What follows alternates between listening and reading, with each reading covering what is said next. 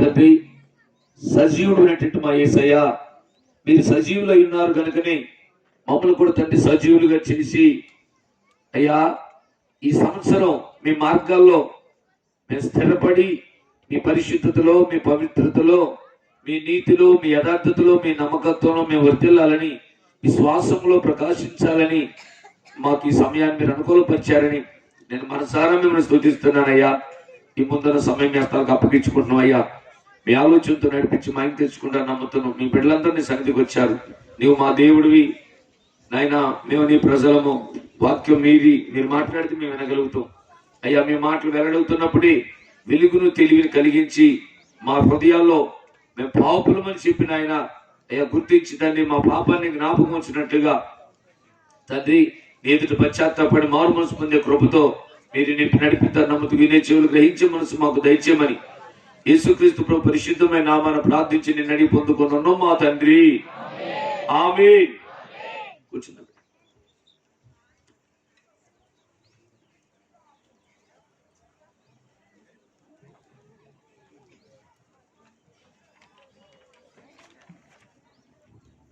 దయచేసి ప్రభు మనం ప్రేమించి మరి మనకిచ్చినటువంటి సంవత్సరంలో ఒక నూతన గీత నిమిత్తమై మనందరూ కలిసి పాడుతూ ప్రభు మనం ఏ విధంగా ఆయన కనపరచాలని మనకి దీన్ని అనుగ్రహించారో ఆయన మనసారా మరి పాడి ఏకీభవించింది కనుక బిడ్డలు కొందరు వస్తున్నారు. దయచేసి మరి సమయంలో దేవుని యొక్క వాక్యానికి ముందుగా అందరు కలిసి ఒకసారి పాడి ప్రభు మహిమపరచుదాం. పాటల సీట్ను ఒకసారి మీరు మీ సీట్ చూపించండి ఒకసారి. దయచేసి పాటల షీట్లు లేని వారు అక్కడ బుక్ స్టాల్ దగ్గర పాటల షీట్లు ఉన్నాయి. దయచేసి పాటల షీట్లు తీసుకొని మాతో కూడా కలిసి పాడాలని ప్రభునామంలో తెలియచేస్తున్నాను.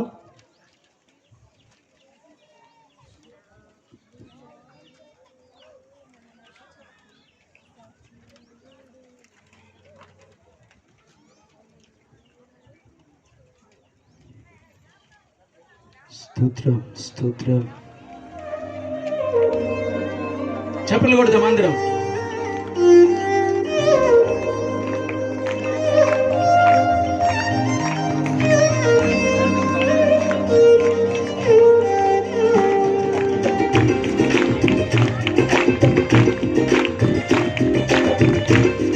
చెప్పలు కొడదాం అందరం, పాడుదాం, చెప్పలు కొట్టాల. ఆసక్తిగా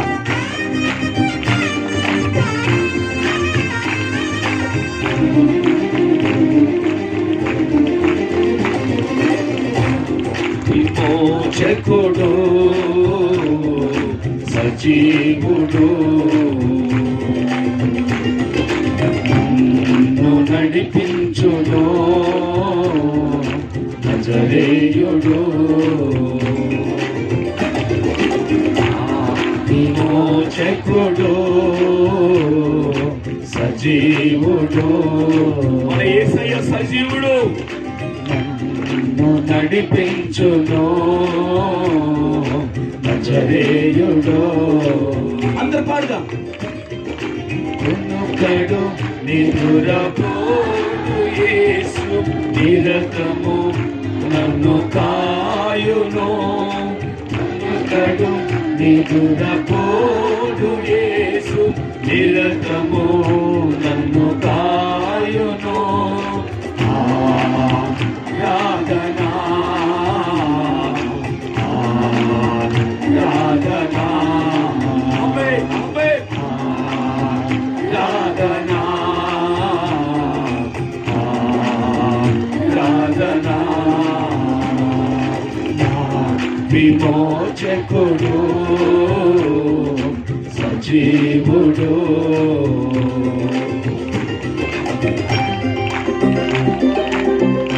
జగతికి పునాది వేయక మునిపే నన్ను ఏర్పరిచెను, దూతల కంటే శ్రేష్ఠునిగా నన్ను ఎంచెను, క్రొత్త నిబంధన యాచకునిగా చేసి సాక్షిగా నిలిపాను.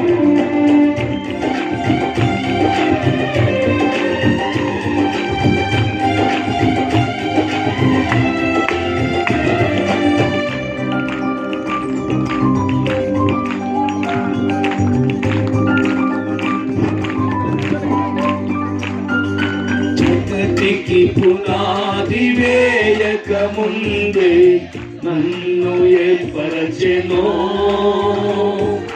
పూతల కంటే శ్రేష్ఠునిగా నన్ను ఎంచెను.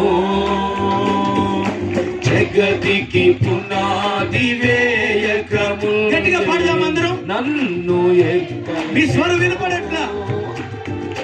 దూతల కంటే శ్రేష్ఠునిగా నన్ను ఎంచెను, కొత్త నిబంధన యాజకునిగా చేసి సాక్షిగా నిలిపెను, ఉన్నత ఉపదేశము నేర్పి నన్ను స్థిరపరచెను, కొత్త నిబంధన యాజకునిగా చేసి సాక్షిగా నిలిపెను, ఉన్నత ఉపదేశము నేర్పి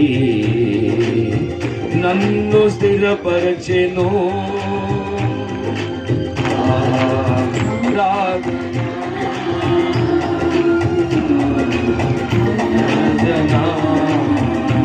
ఆమేన్ ఆమేన్.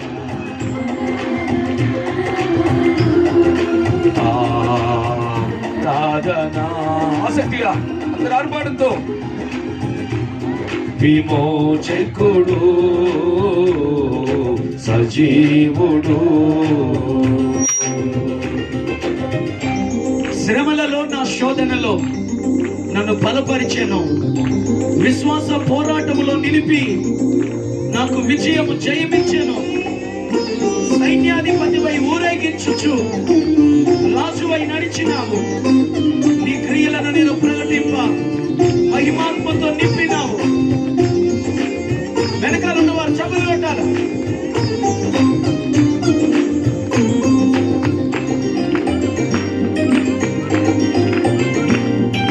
శ్రమలలో నా శోధనలో నన్ను బలపరచెను,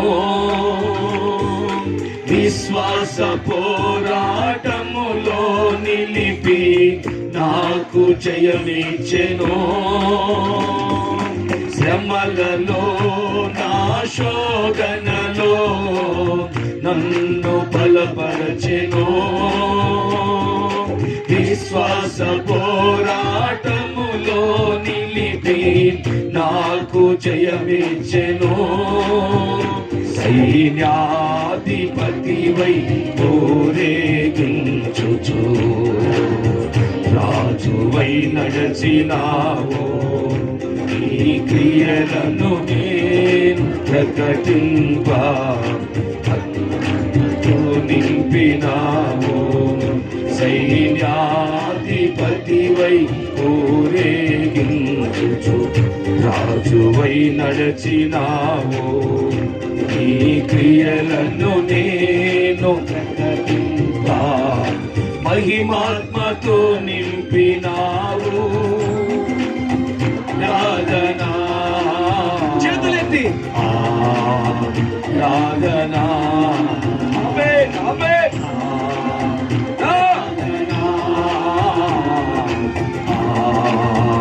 ఆరాధనా. విమోచకుడు సజీవుడు.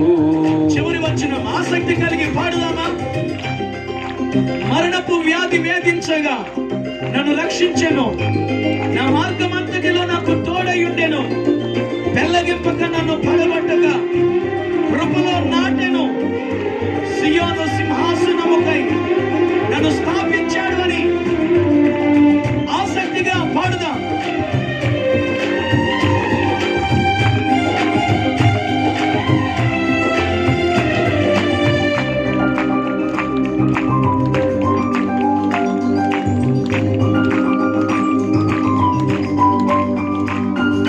మరణపు వ్యాధి వేధించగా నన్ను రక్షించెను,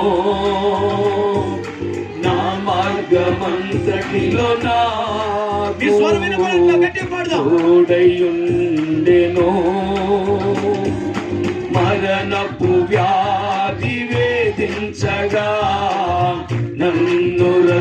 స్థాపించెను నా మార్గమంతటిలో నాకు తోడయుండెను ఎల్లగింపగా నన్ను పడగొట్టక కృపలో నాటెను సియోను సింహాసనమునకై నన్ను స్థాపించెను ఎల్లగింపగా నన్ను పడగొట్టక కృపలో నాటెను సియోను సింహాసనమునకై నన్ను స్థాపించెను విమోచకుడు సజీవుడు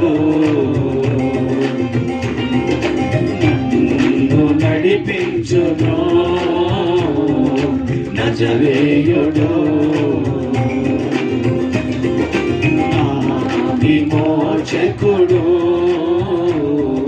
సజీవుడు నన్ను నడిపించును నజరేయుడు కునుకడు నిదురపోడు యేసు నిరతము నన్ను కాయును కునుకడు నిదురపోడు యేసు నిరతము నన్ను కాయును చేతులెత్తి రాగనా రాగనా అంబే అంబే రాగనా రాగనా రాగనా రాగనా ఆమేన్ హల్లెలూయా హల్లెలూయా. మరొకసారి హృదయపూర్వక చేతులెత్తి ప్రభునామమును స్తోత్రిద్దాం. ఆమేన్ హల్లెలూయా హల్లెలూయా. మన ప్రభువైన యేసుక్రీస్తు నామములో మరొకసారి మీ అందరికీ మరి హృదయపూర్వక వందనాలండి.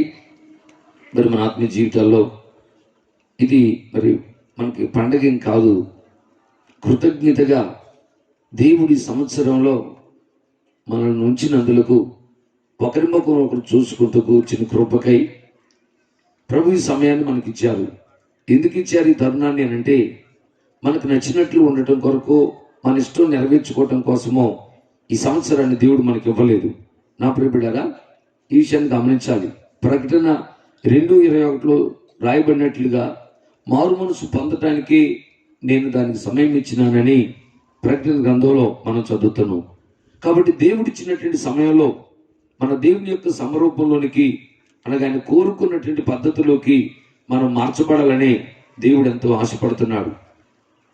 ప్రభు ఇచ్చిన సమయంలో మనం ఆయనలాగా మార్చబడకుండా మనం నచ్చినట్లు ప్రవర్తించినట్లయితే దానివల్ల దేవుడు చాలా బాధపడతాడు. ఎందుకు నేను ఈ సమయం ఇస్తేనే తనకి, ఎందుకు ఈవిడికి టైం ఇత్తిని ఇవ్వకుండా బాగుండేది అని అనుకుంటాడు. కాబట్టి అలా అనుకోకుండా మనకు టైం ఇచ్చినందుకు, దేవుడు మనల్ని కాచినందుకు దేవుని ఎంతైనా మనం స్తుతించాలి. దేవుడు కూడా మన యందు తృప్తి కలిగి ఉండాలి, సంతోషించాలి మనల్ని భూమి మీద ఉంచినందుకు, మనకి ఇచ్చిన సమయాన్ని బట్టి.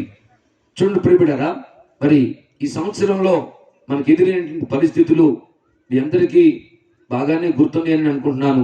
ఎందుకంటే ఎవరు కూడా ఈ సంవత్సరాన్ని మర్చిపోలేరు. మరి కొన్ని తరాలైనప్పుడు కూడా, తరాల్లో కూడా ఇది ఎప్పుడో ఒక రోజున గుర్తులు జ్ఞాపకం ఉంటుంది. ఎందుకంటే ఏదైనా దేవుడు ఒక కార్యం జరిగించినప్పుడు అది ప్రజలకు ఎదురైన పరిస్థితులైనా లేక దేవుడు చేసే కార్యాలైనా అవి చరిత్రలో మరి మర్చిపోయినటువంటి రీతిలో ఉంటాయని ఆనాడు పరిశుద్ధ గ్రంథంలో అందరి జీవితాల్లోనూ మనం చూస్తుంటాం.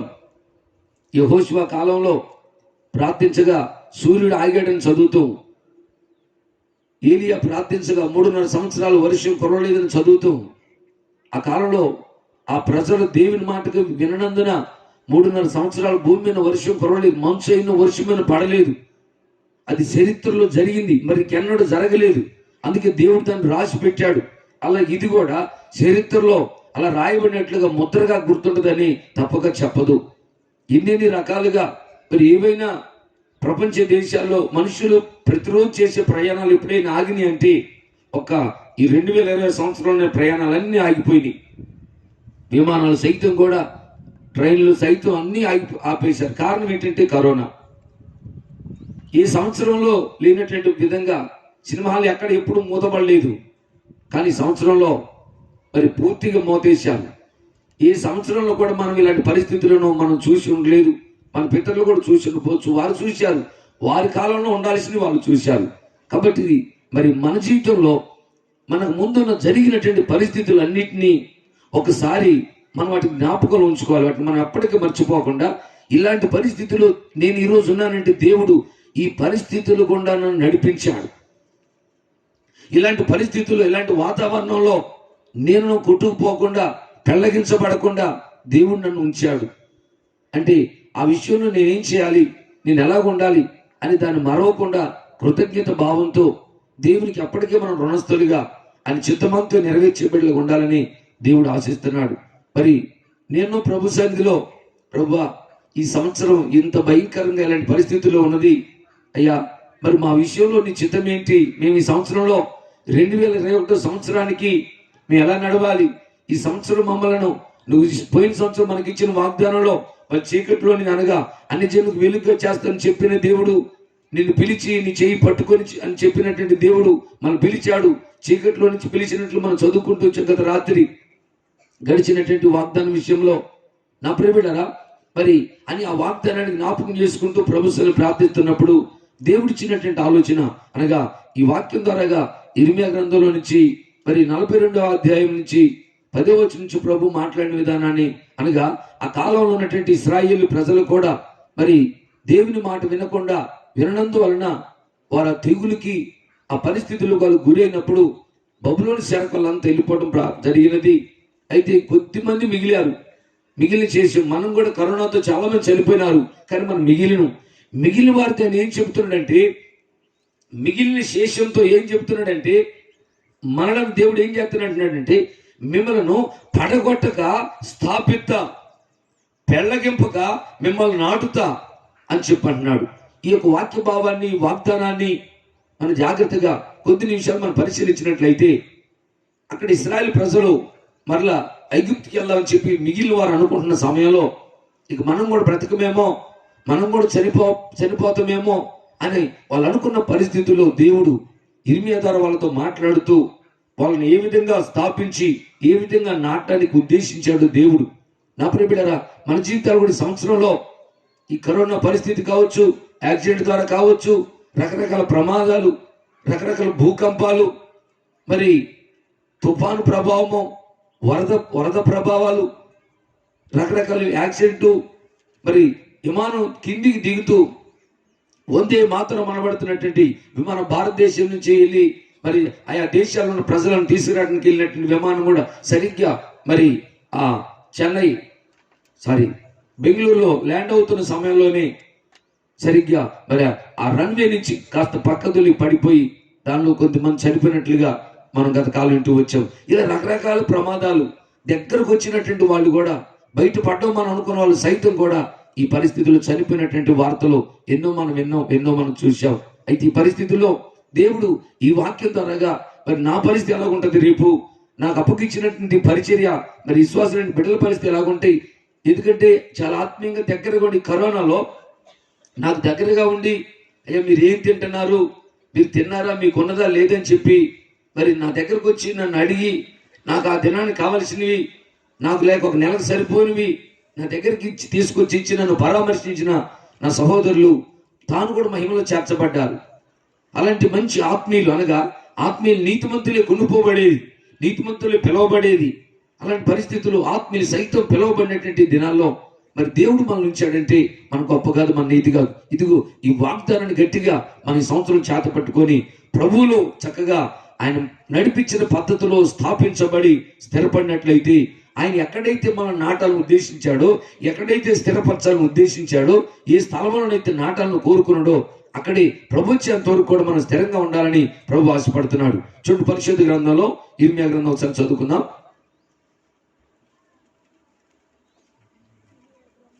ఇర్మియా గ్రంథము 42వ అధ్యాయం 10వ వచనం. నేను మీకు చేసిన కీడును గురించి సంతాపం పొంది ఉన్నాను. మీరు తొందరపడక ఈ దేశములో కాపురమున్న ఎడల పడగొట్టక నేను మిమ్మును స్థాపింతును. పెళ్ళగింపక నాటెదను. ఆమేన్. హల్లెలూయా, హల్లెలూయా. దేవుడు ఎందుకు ఈ వాగ్దానం మనకి తెలియజేశాడు, మనతో చెప్పాడని అంటే, రేపు ఈ ప్రపంచమునికి ఉగ్రత ఒకటి రాబోతుంది. ప్రపంచానికి అది ఆఖరి రోజు. దేవుని రాకట అనేది జరగబోతుంది. కాబట్టి మరి మన జీవితాలు ఎలా ఉంటే రేపు ఆయనతో కూడా మనము తరతరాలు జీవించగలుగుతామో, అలాంటి అనగా మనం ప్రేమిస్తున్నాడు కనుకనే ఆయన మనతో ఈ వాగ్దానం చేశాడు. మనలో ఈ చిన్నవారిలో ఏ ఒక్కరూ మనం నశించిపోవటం అనేది దేవుని చిత్తము కాదు కనుకనే మరి ఉగ్రతలో తప్పించబడాలి అని చెప్పనంటే దేవుడు మన నిమిత్తమై ఉన్నతమైన సంకల్పాన్ని కలిగి ఉన్నాడు. చూడండి ఒకసారి తెస్సలోనికీయులకు రాసినటువంటి మొదటి పత్రిక 1వ అధ్యాయము 9-10 వచనాలు కలిసి చదువుకుందాం ఒకసారి.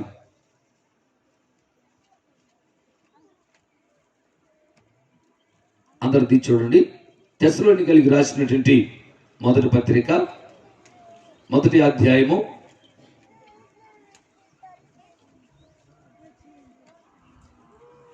9-10 వచనాలు. మీ యొద్ద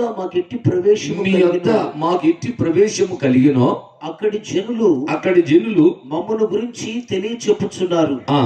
మరియు మీరు విగ్రహములను విడిచిపెట్టి జీవము గలవాడును సత్యవంతుడునగు దేవునికి దాసులగుటకును దేవుడు మృతులలో నుండి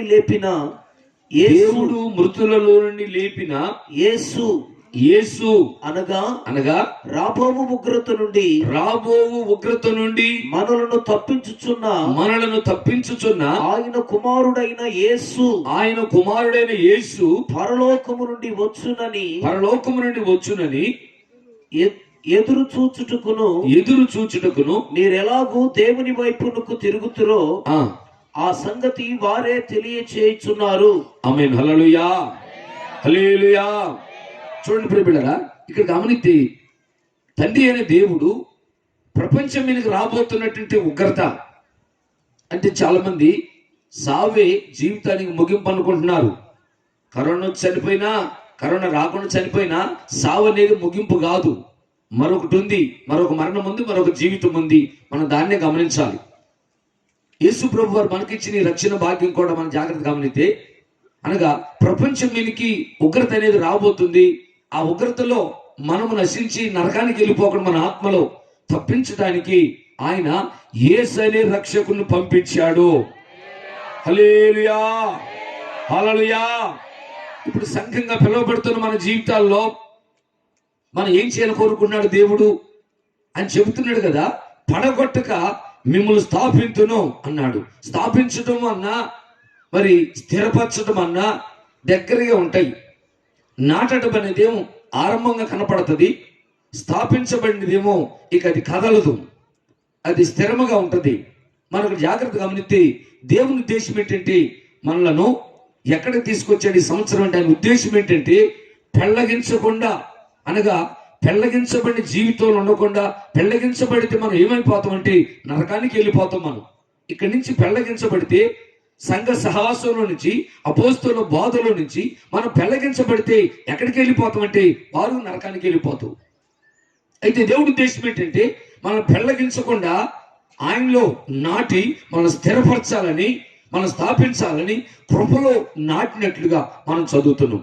ఆయన ఎక్కడ మనల్ని నాటాడు, ఎక్కడ సమకూర్చాడు, ఎక్కడ మనల్ని అంటుకట్టాడు, ఎక్కడ మనం ఉండాలని కోరుకున్నాడు అని మనం ఆలోచిస్తే ఇక్కడ ఒక మొక్కకు పోల్చి సంఘాన్ని మాట్లాడుతున్నాడు.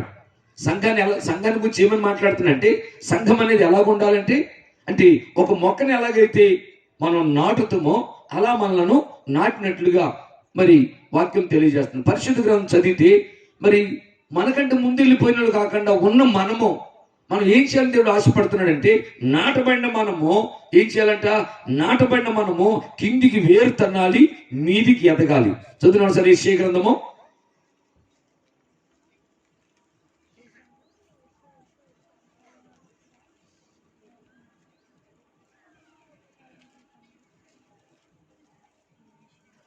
37వ అధ్యాయము 30వ వాక్యం చదువుకుందాం.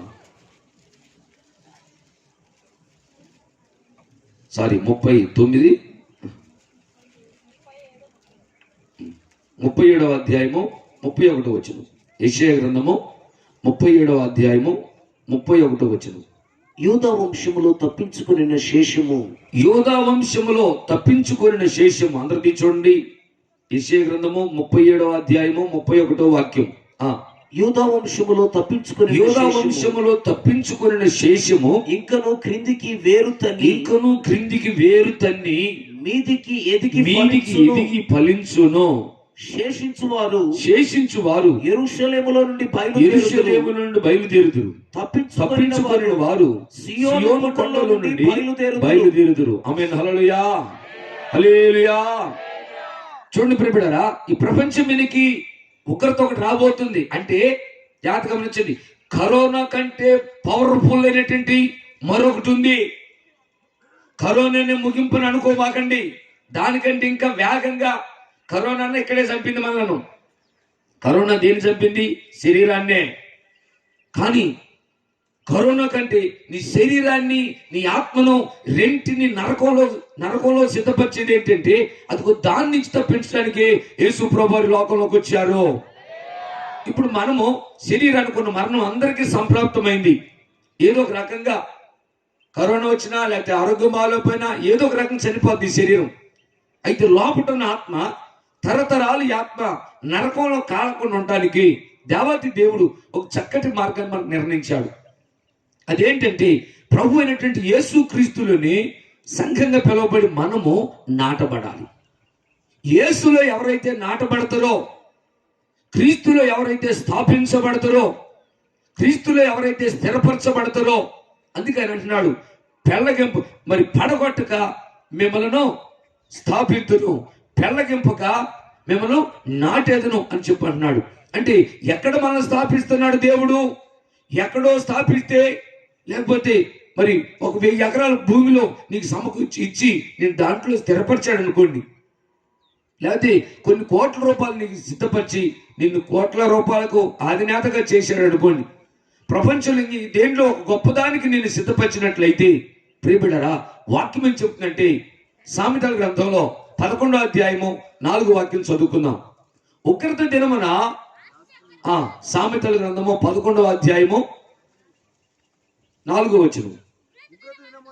ఉగ్రత దినమందు ఆస్తి అక్కరకు రాదు, నీతి మరణము నుండి రక్షిస్తుంది. చప్పటి మహిమపడతాం దేవుని నామాన్ని. మన ప్రభువు యేసు నామానికి మహిమ కలుగును గాక. ఆమేన్. హల్లెలూయా. అంటే దేవుని యొక్క ఉద్దేశం ఏంటి మనం గమనితే, మన జీవితాలు రేపు ఉగ్రతలో మనం చెడిపోకుండా, తరతరాలు నరకంలో మన ఆత్మలు కాలకుండా ఉండాలంటే, భూమి మీద ఉన్నప్పుడే మనం యేసులో నాటబడాలి, యేసులో మనం స్థిరపరచబడాలి, యేసులో మనం స్థాపించబడాలి. యేసయ్యలో స్థాపించబడటం అంటే, యేసయ్యతో నిలబడటం అంటే, యేసుతో కలిసి ఉండటం అంటే, యేసుతో కలిసి ఉంటేనే మనం పెళ్ళగించబడం. ఎందుకనంటే, తండ్రి మనలను యేసులో నాటడానికి ఇష్టపడుతున్నాడు. ఒకవేళ తండ్రి మనలను యేసులో నాటుతున్నప్పుడు నువ్వు ఇష్టపడినట్లయితే నువ్వు పెళ్ళగించబడతావు. ప్రభు చెప్పాడు ఒకసారి, చూడండి ఒకసారి పరిశుద్ధ గ్రంథంలో మత్తయి సువార్త 15వ అధ్యాయము 13వ వాక్యం చదువుకుందాం. మత్తయి సువార్త 15వ అధ్యాయము. ఆయన పరలోకమందున్న నా తండ్రి నాటని ప్రతి మొక్కయు పెళ్ళగింపబడును. మంచి చదవాలి. ఆయన పరలోకమందున్న నా తండ్రి నాటని ప్రతి మొక్కయు పెళ్ళగించబడుతుంది. చాలు. ఇక్కడ దేవుడు ఉద్దేశం చూడండి బిడ్డరా, తండ్రి అయిన దేవుడు ఎందరినైతే ఆయన కుమారుడైన యేసులో, క్రీస్తులో, కృపలో మన నాటాలని మనం స్థాపించాలని కోరుకుంటున్నాడు. వాళ్ళు ఆయన కృప చేత మరి నాటబడినట్లయితే, యేసులో స్థిరపరచబడటానికి, యేసులో నాటబడటానికి మనం ఇష్టపడినట్లయితే ఖచ్చితంగా ఉగ్రత నుంచి తప్పించడానికి యేసు అంటే నీతి, యేసు అంటే ప్రేమ. మనం ఎక్కడ నాటుతుంటే ఉగ్రత దినమున ఆస్తి అక్కడక్కడ రాదు, నీతే మరణం నుంచి రక్షిస్తుంది. అయితే దేవుడు ఎంతమందిని అయితే ప్రేమించి మనలను నా తండ్రి నాటని ప్రతి మొక్క పెళ్ళగించబడుతుంది. తండ్రి నిన్ను నాటాడా, నువ్వు కథలో. ఎందుకంటే మన తండ్రి అయిన దేవుడు భూమిని స్థాపించాడు. భూమి ఈ సముద్రపు మరి జలములలో ఆరణ్యాలు కనపడుగా కంటే భూమి కనపడుతూ వచ్చింది. పగలు నేలటానికి పెద్ద జ్యోతి కావాలంటే కలుగును కాకంటే సూర్యుడు, చంద్రుడు, నక్షత్రం కలుగుతూ వచ్చారు. నా ప్రియబిడ్డారా, మనం చూస్తున్న ఆకాశం మరి శూన్యంలో మరి ఈ ఆకాశాన్ని ఈ విధంగా నిర్మించినటువంటి దేవుడు ఆయన వాటిని స్థాపించాడు. అవి నేటికి కదలకుండా ఉన్నాయి ఆయన నామంలో. గట్టిగా చెప్పాలి. కొంతమంది చెప్పారు హల్లెలూయా. దేవుడు భూమిని స్థాపించాడు కనుకనే ఈ రోజు వరకు కదలేదు. దేవుడు సూర్యుని స్థాపించి అక్కడ పెట్టాడు. సూర్యులో కలుగుతున్నటువంటి మార్పులు, సూర్య తుఫాను గురించి గమనిస్తే అసలు ఏ క్షణంలో పగిలిపోతుందో సూర్యుడు, ఏ క్షణంలో బద్దలైపోతాడో సూర్యుడు అనిపిస్తుంది నాసా వారికి. శాస్త్రవేత్తలందరూ కూడా ఆ విషయమై పరిశీలించినప్పుడు గడగడ వణికిపోతున్నారు. అది ఏ రోజు పగిలిపోద్దో, ఏ రోజు సూర్యుడు తన మనుగడ చాలించి భూమి వైపుకు మలుతాడో, ఆకాశంలో సంచరిస్తున్న గ్రహాలు ఏ రోజు ఏ శకలము మరి తన యొక్క మనుగడను అక్కడ ఆకాశం తిరిగి చాలించి భూమికి వచ్చి భూమిని ఢీకొంటుందని చెప్పి గడగడ వణికిపోతున్నారు. అయితే దేవుడు వాటిని అక్కడ స్థాపించాడు. అవి నేటికి కూడా ఆయన నామంలో కదలకుండా ఉన్నవి. హల్లెలూయా. ఇదిగో మానవులు తయారు చేశారు లైట్ ఫిలిమెంట్ దేవుడి జ్ఞానంతో. ఇది ఫిలిమెంట్ మళ్ళీ పోతాయి, మళ్ళీ కూడా తెచ్చుకుంటాం మనం. కానీ సూర్యుడు భూమి పుట్టిన కానించి దేవుడు తను నాటి నువ్వు ఇలా ఉండాలి, ఈ విధంగా ఉండాలి అని ఏ రోజైతే స్థిరపరిచి పెట్టాడో ఆ రోజు మొదలుకొని ఈ రోజు వరకు కూడా సూర్యుడు తన మనుగడ కొనసాగిస్తూనే ఉన్నాడు ఆయన నామంలో. ఒకసారి మాత్రమే ఒక రోజున్నర పాటు కనపడక కాసేపు కళ్ళు మూసుకున్నాడు. ఎందుకంటే ఆయన సేవకుడు ప్రార్థన చేశాడు. యెహోషువ ప్రార్థించగా ఇంచుమించు సూర్యుడు ఒక నాడల్లా కూడా అస్తమించడానికి త్వరపడలేదని చెప్పి మన వాక్యం చదువుతున్నాం. నా ప్రియమైన గమనిస్తే, అంటే దేవుడు తండ్రి దేన్నైతే స్థాపిస్తాడో అది కదలదు. ఈరోజు నీ జీవితాన్ని కూడా యేసులో నిన్ను నాటినట్లయితే నువ్వు కదులుతున్నావా?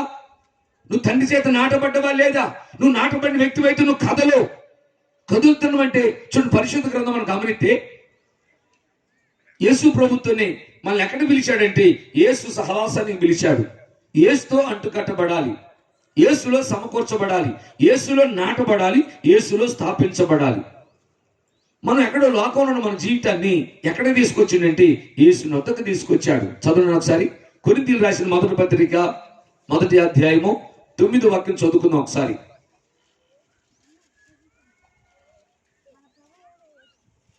కొరింథీయులకు రాసిన మొదటి పత్రిక 1వ అధ్యాయము మన ప్రభు అయిన 9వ వాక్యం చదువుకుందాం. మన ప్రభు అయిన యేసుక్రీస్తు అను తన కుమారుని సహవాసమునకు మిమ్మును పిలిచిన దేవుడు నమ్మదగిన వాడు. సహోదరులారా చూడండి బిడ్డరా, దేవుడు మనల్ని ఎక్కడ పిలిచాడంట? ఆయన కుమారుడైన యేసుక్రీస్తు యొక్క సహవాసానికి పిలిచాడు. అంటే యేసులో మనల్ని స్థాపిస్తేనే మనకు భద్రత ఎక్కడుంది, క్షేమం ఎక్కడుంది? నా ప్రియబిడ్డరా, ఒక వ్యక్తి చూడండి భూమి మీద నుంచి ఒక గ్రహం మీదకి వెళ్ళాలంటే మరి దానికి చాలా కొన్ని కోట్ల రూపాయలు ఖర్చు పెట్టి ఒక మరి రాకెట్ తయారు చేసి దాన్ని తనకు కావాల్సిన సిద్ధపరిచి దానిలో ఉంచి సేఫ్గా పంపిస్తారు. కానీ మరలా క్షేమంగా తిరిగి వస్తాడని చెప్పలేము. లేదు మధ్యలో ఇది అక్కడ బాధ్యత అని కూడా చెప్పలేము. ఎక్కడ మధ్యలో ఫెయిల్ అవుతుందో ఎక్కడ ఏం జరుగుతుందో తెలియదు. అయితే మన దేవుడు అనగా మన జీవితాన్ని చూడండి, ఎక్కడ ఉగ్రతలో మనం తప్పించబడాలంటే, ప్రళయంలో కాపాడబడి తరతరాలు దేవుడితో ఉండాలంటే మనం ఎక్కడుంటే క్షేమంగా ఉంటాం, ఎక్కడుంటే భద్రంగా ఉంటాం? ఎక్కడుంది మనకు భద్రత, ఎక్కడుంది మనకు క్షేమం అంటే యేసులోనే మనకు భద్రత దాచాడు. హల్లెలూయా. యేసులో నువ్వు భద్రంగా ఉండగలవని చెప్పి, యేసులోనే స్థిరంగా ఉండగలవని చెప్పి ఆయన యేసులో మనల్ని స్థాపించాడు, యేసులో మనల్ని నాటాడు. హల్లెలూయా. అయితే యేసులో నాటబడినటువంటి వ్యక్తుల్లాగా, యేసులో స్థాపించబడినటువంటి వ్యక్తుల్లాగా మనం భూమి మీద జీవించాలని దేవుడు ఎంతో ఆశపడుతున్నాడు. ఈ వాగ్దానం ఎవరి యందు నెరవేర్చబడుతూ వస్తుందంటే, ఎవరైతే యేసులో స్థిరపడి ఉంటారో, ఎవరైతే యేసులో నాటబడి ఉంటారో, ఎవరైతే యేసులో స్థాపించబడి జీవిస్తారో వారు మాత్రమే ఉగ్రతలో తప్పించబడతారు. ఈ వాగ్దానం వారి జీవితాన్ని యేసులో స్థిరపరుస్తుంది ఆయన నామంలో. హల్లెలూయా. కాబట్టి చూడండి బిడ్డలారా, దేవుని ఉద్దేశం ఏంటంటే యేసుక్రీస్తులో మనలను స్థాపించాడు, యేసుక్రీస్తులో మనలను నాటాడని మనం చదువుతున్నాం. ఎక్కడ నాటాడు దేవుడు అంటే యేసులో నాటాడు. అయితే యేసులో నాటబడినటువంటి వాళ్ళు ఇప్పటిదాకా మనము లోకంలో ఉన్నాం, మనందరం ఎక్కడ తీసుకొచ్చినట్టే ఆయన కుమారుడైన క్రీస్తు యొక్క సహవాసానికి మనం తీసుకొచ్చాడు. ఇప్పుడు యేసులో నాటబడ్డవా లేదా, యేసుతో అంటు కట్టబడినవా లేదా? యేసుతో అంటు కట్టబడితేనే, యేసులో నాటబడి ఉంటేనే రేపు ఉగ్రతలో తప్పించబడతాం మనం. అనగా నిత్య నరకం తప్పించుకొని నిత్య జీవంలో తరతరాలు. ఇక్కడ ఎంతో బ్రతుకు బ్రతిన 70 సంవత్సరాలు, 80 సంవత్సరాలు, కానీ 100 సంవత్సరాలు, అంతకంటే ఎక్కువ మనం బ్రతకం. కానీ యేసులో నువ్వు నాటబడితే, యేసులో స్థాపించబడితే, యేసులో స్థిరపడితే, మన ప్రభు అయిన యేసుక్రీస్తు వారిలో నువ్వు నాటబడినట్లయితే నీ జీవితం తరతరాలు. మనకు నివాసాలను ఎవరంట? 90వ కీర్తన మొదటి మాట చదువుకుందాం ఒకసారి. కీర్తన గ్రంథము 90వ కీర్తన మొదటి మాట. కీర్తన గ్రంథము 90వ కీర్తన మొదటి మాటలు. ప్రభువా తరతరముల నుండి మాకు నివాస స్థలము నీవే. పర్వతములు పుట్టక మునుపు, పర్వతాలు పుట్టక మునుపు, భూమిని లోకమును నీవు పుట్టింపక మునుపు యుగ యుగములు నీవే దేవుడు. యుగ యుగములు నీవే దేవుడవు. హల్లెలూయా, హల్లెలూయా. మనము యుగ యుగాలు ఎక్కడ ఉండగలమంటే మన నివాసస్థలం ఎక్కడంట? ప్రభువులోనే. ప్రభువా తరతరములకు మాకు నివాస స్థలము నీవే. హల్లెలూయా. అంటే తరతరాలు ఒక మనుషుడు ఎక్కడ బ్రతకగలరు? డబ్బులోనా, ఆస్తుల్లోనా, బిల్డింగుల్లోనా, లోక సంపదలోనా? ఈ భూమి మీద ఉన్న వాటిలో దేనిలో కూడా మనకు క్షేమము లేదు, మనకు దానిలో భద్రత లేదు నా ప్రియ బిడ్డలా. కాబట్టి మనం ఈ మధ్యాహ్నకాల సమయంలో నిన్ను భద్రపరిచేది ఏదైనా ఉందా అంటే యేసులో మాత్రమే, యేసు నామంలో మాత్రమే మనకు భద్రతని ఈ మధ్యాహ్నం మనం గుర్తుపెట్టుకోవాలి. అయితే యేసుక్రీస్తులో మనం ఉద్దేశం ఏంటంటే తరతరాలు మనం జీవించాలంటే ఇక్కడ భూమి మీద ఉన్నప్పుడు యేసులో మనము నాటబడాలి, ప్రభువైన యేసుక్రీస్తులో మనం స్థాపించబడాలి. యేసులో నాటబడటం అంటే, యేసుక్రీస్తులో స్థాపించబడటం అంటే అక్కడ ఉద్దేశాన్ని గమనిస్తే ప్రభువైన యేసుక్రీస్తు వారు కూడా ఆయన స్పష్టంగా చెప్పారు. భూమి మీద ఉన్నప్పుడే మొదటిగా మనుషుని యొక్క జీవితంలో మనం ఏమై ఉన్నామో అని అంటే నీతిమంతుడు లేడు, ఒక్కడు కూడా లేడని చెప్పి రోమపత్రిక 3వ అధ్యాయంలో 11వ వచనము 23వ వచనం మనం చదువుతున్నాం. నీతిమంతుడు లేడు, ఒక్కడైనను లేడు. అందరూ పాపము చేసి దేవుడు అనుగ్రహించే మహిమను పొందలేకపోతున్నాం. అంటే పాపిగా ఉన్న మనుషుడు యేసుతో సావాసం చేయగలడా? లేదు. నువ్వు పాపిగా ఉన్నట్లయితే యేసుతో సావాసం చేయలేము. నువ్వు పాపంలో వండుకుంటూ యేసుతో సావాసం చేస్తానంటే నువ్వు మోసపోతావు. గుర్తుపెట్టుకో, నీకు యేసుతో సహవాసం లేదు, ప్రభువైన యేసుక్రీస్తుతో నీ సహవాసం స్థిరపడలేదు, యేసుతో నువ్వు అంటు కట్టబడి లేవు. నువ్వు ఆత్మీయంగా ఆ దేవుడు కోరుకున్నట్లుగా కిందికి వేరుతన్ని మీదికి ఎదగాలంటే క్రీస్తులో అనగా కనిపించినటువంటి ఒక లోతైనటువంటి ప్రార్థన జీవితం ఒకటి ఉండాలి, ఒక ఎదుగుతున్నటువంటి ఎదుగుదల ఒకటి ఉండాలి. అనగా నీ ఆత్మీయ జీవితం యేసులో నువ్వు ఎలా ఏర్పడుతున్నావు, యేసులో ఎలాగూ స్థిరపడ్డావు, యేసులో ఎలాగూ స్థాపించబడ్డావు. ఎవరు స్థాపించబడతారంటే పాపంలో ఉన్నవాళ్ళు కాదు, పాపంతో ఉన్నవాళ్ళు కాదు. అయితే నీ పాపాన్ని గుర్తించాలి. ఆయన కుమారుడితో సహవాసం చేస్తూ నీ పాపాన్ని ఒప్పుకోగలిగితే ఖచ్చితంగా ఆయనలో మనల్ని నాటుకుంటాడు. ఆయన అరిచేతుల్లో మనల్ని నాటుకుంటాడు. నువ్వు ఒక మేకువై కూర్చున్నా సరే నిన్నట్ట భరించడానికి ఇష్టపడుతున్నాడు నా యేసు. ఆయన చేతిలో ఒక మేకగా నువ్వు నాటబడ్డావు, ఆయన కాలంలో ఒక మేకగా నాటబడినా కానీ నేను కాదనకుండా ఈ మేకును కూడా అసహించుకోకుండా మౌనంగా మేకును భరించాడు, దాన్ని గట్టిగా పట్టుకున్నాడు తప్ప దాన్ని విడిచిపెట్టలేదు ప్రియబిడ్డలారా. కాబట్టి యేసులో ఎవరు స్థాపించబడతారో, ఎవరు నాటబడతారో అని గమనితే అనగా మొదటిగా మన జీవితంలో నేను పాపినన్ను గుర్తుపట్టాలి. మనం గుర్తుపట్టి ఆయన ఎదుటికి వచ్చినప్పుడు మనం ఏం చేయాలి? మన పాపాన్ని మనం ఒప్పుకున్నట్లయితే ఆయన కుమారుడైన యేసు రక్తము మన ప్రతి పాపము నుండి మనం పవిత్రులుగా చేస్తాడు. హల్లెలూయా. చూడండి, యోహాను రాసిన మొదటి పత్రిక 1వ అధ్యాయము 7, 8, 9, 10 చదువుకుందాం ఒకసారి. అయితే ఆయన వెలుగులోనున్న ప్రకారము, యోహాను రాసిన మొదటి పత్రిక 1వ అధ్యాయము 7, 8 చదువుకుందాం ఒకసారి. 9, 10. అయితే ఆయన వెలుగులోనున్న అయితే ప్రకారము, ఆయన వెలుగులోనున్న ప్రకారము మనమును వెలుగులో నడిచిన ఎడల, వెలుగులో నడిచిన ఎడల మనము అన్యోన్య సహవాసము గలవారమై అన్యోన్య సహవాసం గలవారమై ఉందుము. అప్పుడు ఆయన కుమారుడైన యేసు రక్తము ప్రతి పాపము నుండి మనలను పవిత్రులుగా చేయును. మనము పాపము లేని వారమని చెప్పుకున్న ఎడల మనలను మనమే మోసపుచ్చుకుందుము. మరియు మనలో సత్యం ఉండదు. మన పాపములను మనం ఒప్పుకున్నట్లయితే ఆయన నమ్మదగిన వాడును నీతిమంతుడు కనుక ఆయన మన పాపములను క్షమించి మన పాపాలను క్షమించి సమస్త దుర్నీతి నుండి మనలను పవిత్రులుగా చేయును. హల్లెలూయా, హల్లెలూయా, హల్లెలూయా. దయచేసి లైన్ కొంచెం ముందు జరిగి కూర్చోడం. పల్ల చరణం ముందు జరగండి. మరణపు వ్యాధి వేధించగా నన్ను రక్షించెను. కూర్చోండి, అవసరం ముందు రండి. నా మార్గమంతటిలో నాకు తోడయుండెను. మరణపు వ్యాధి వేధించగా నన్ను రక్షించెను. నా మార్గమంతటిలో ఇంకో లైన్ కూర్చున్న పర్లేదమ్మా.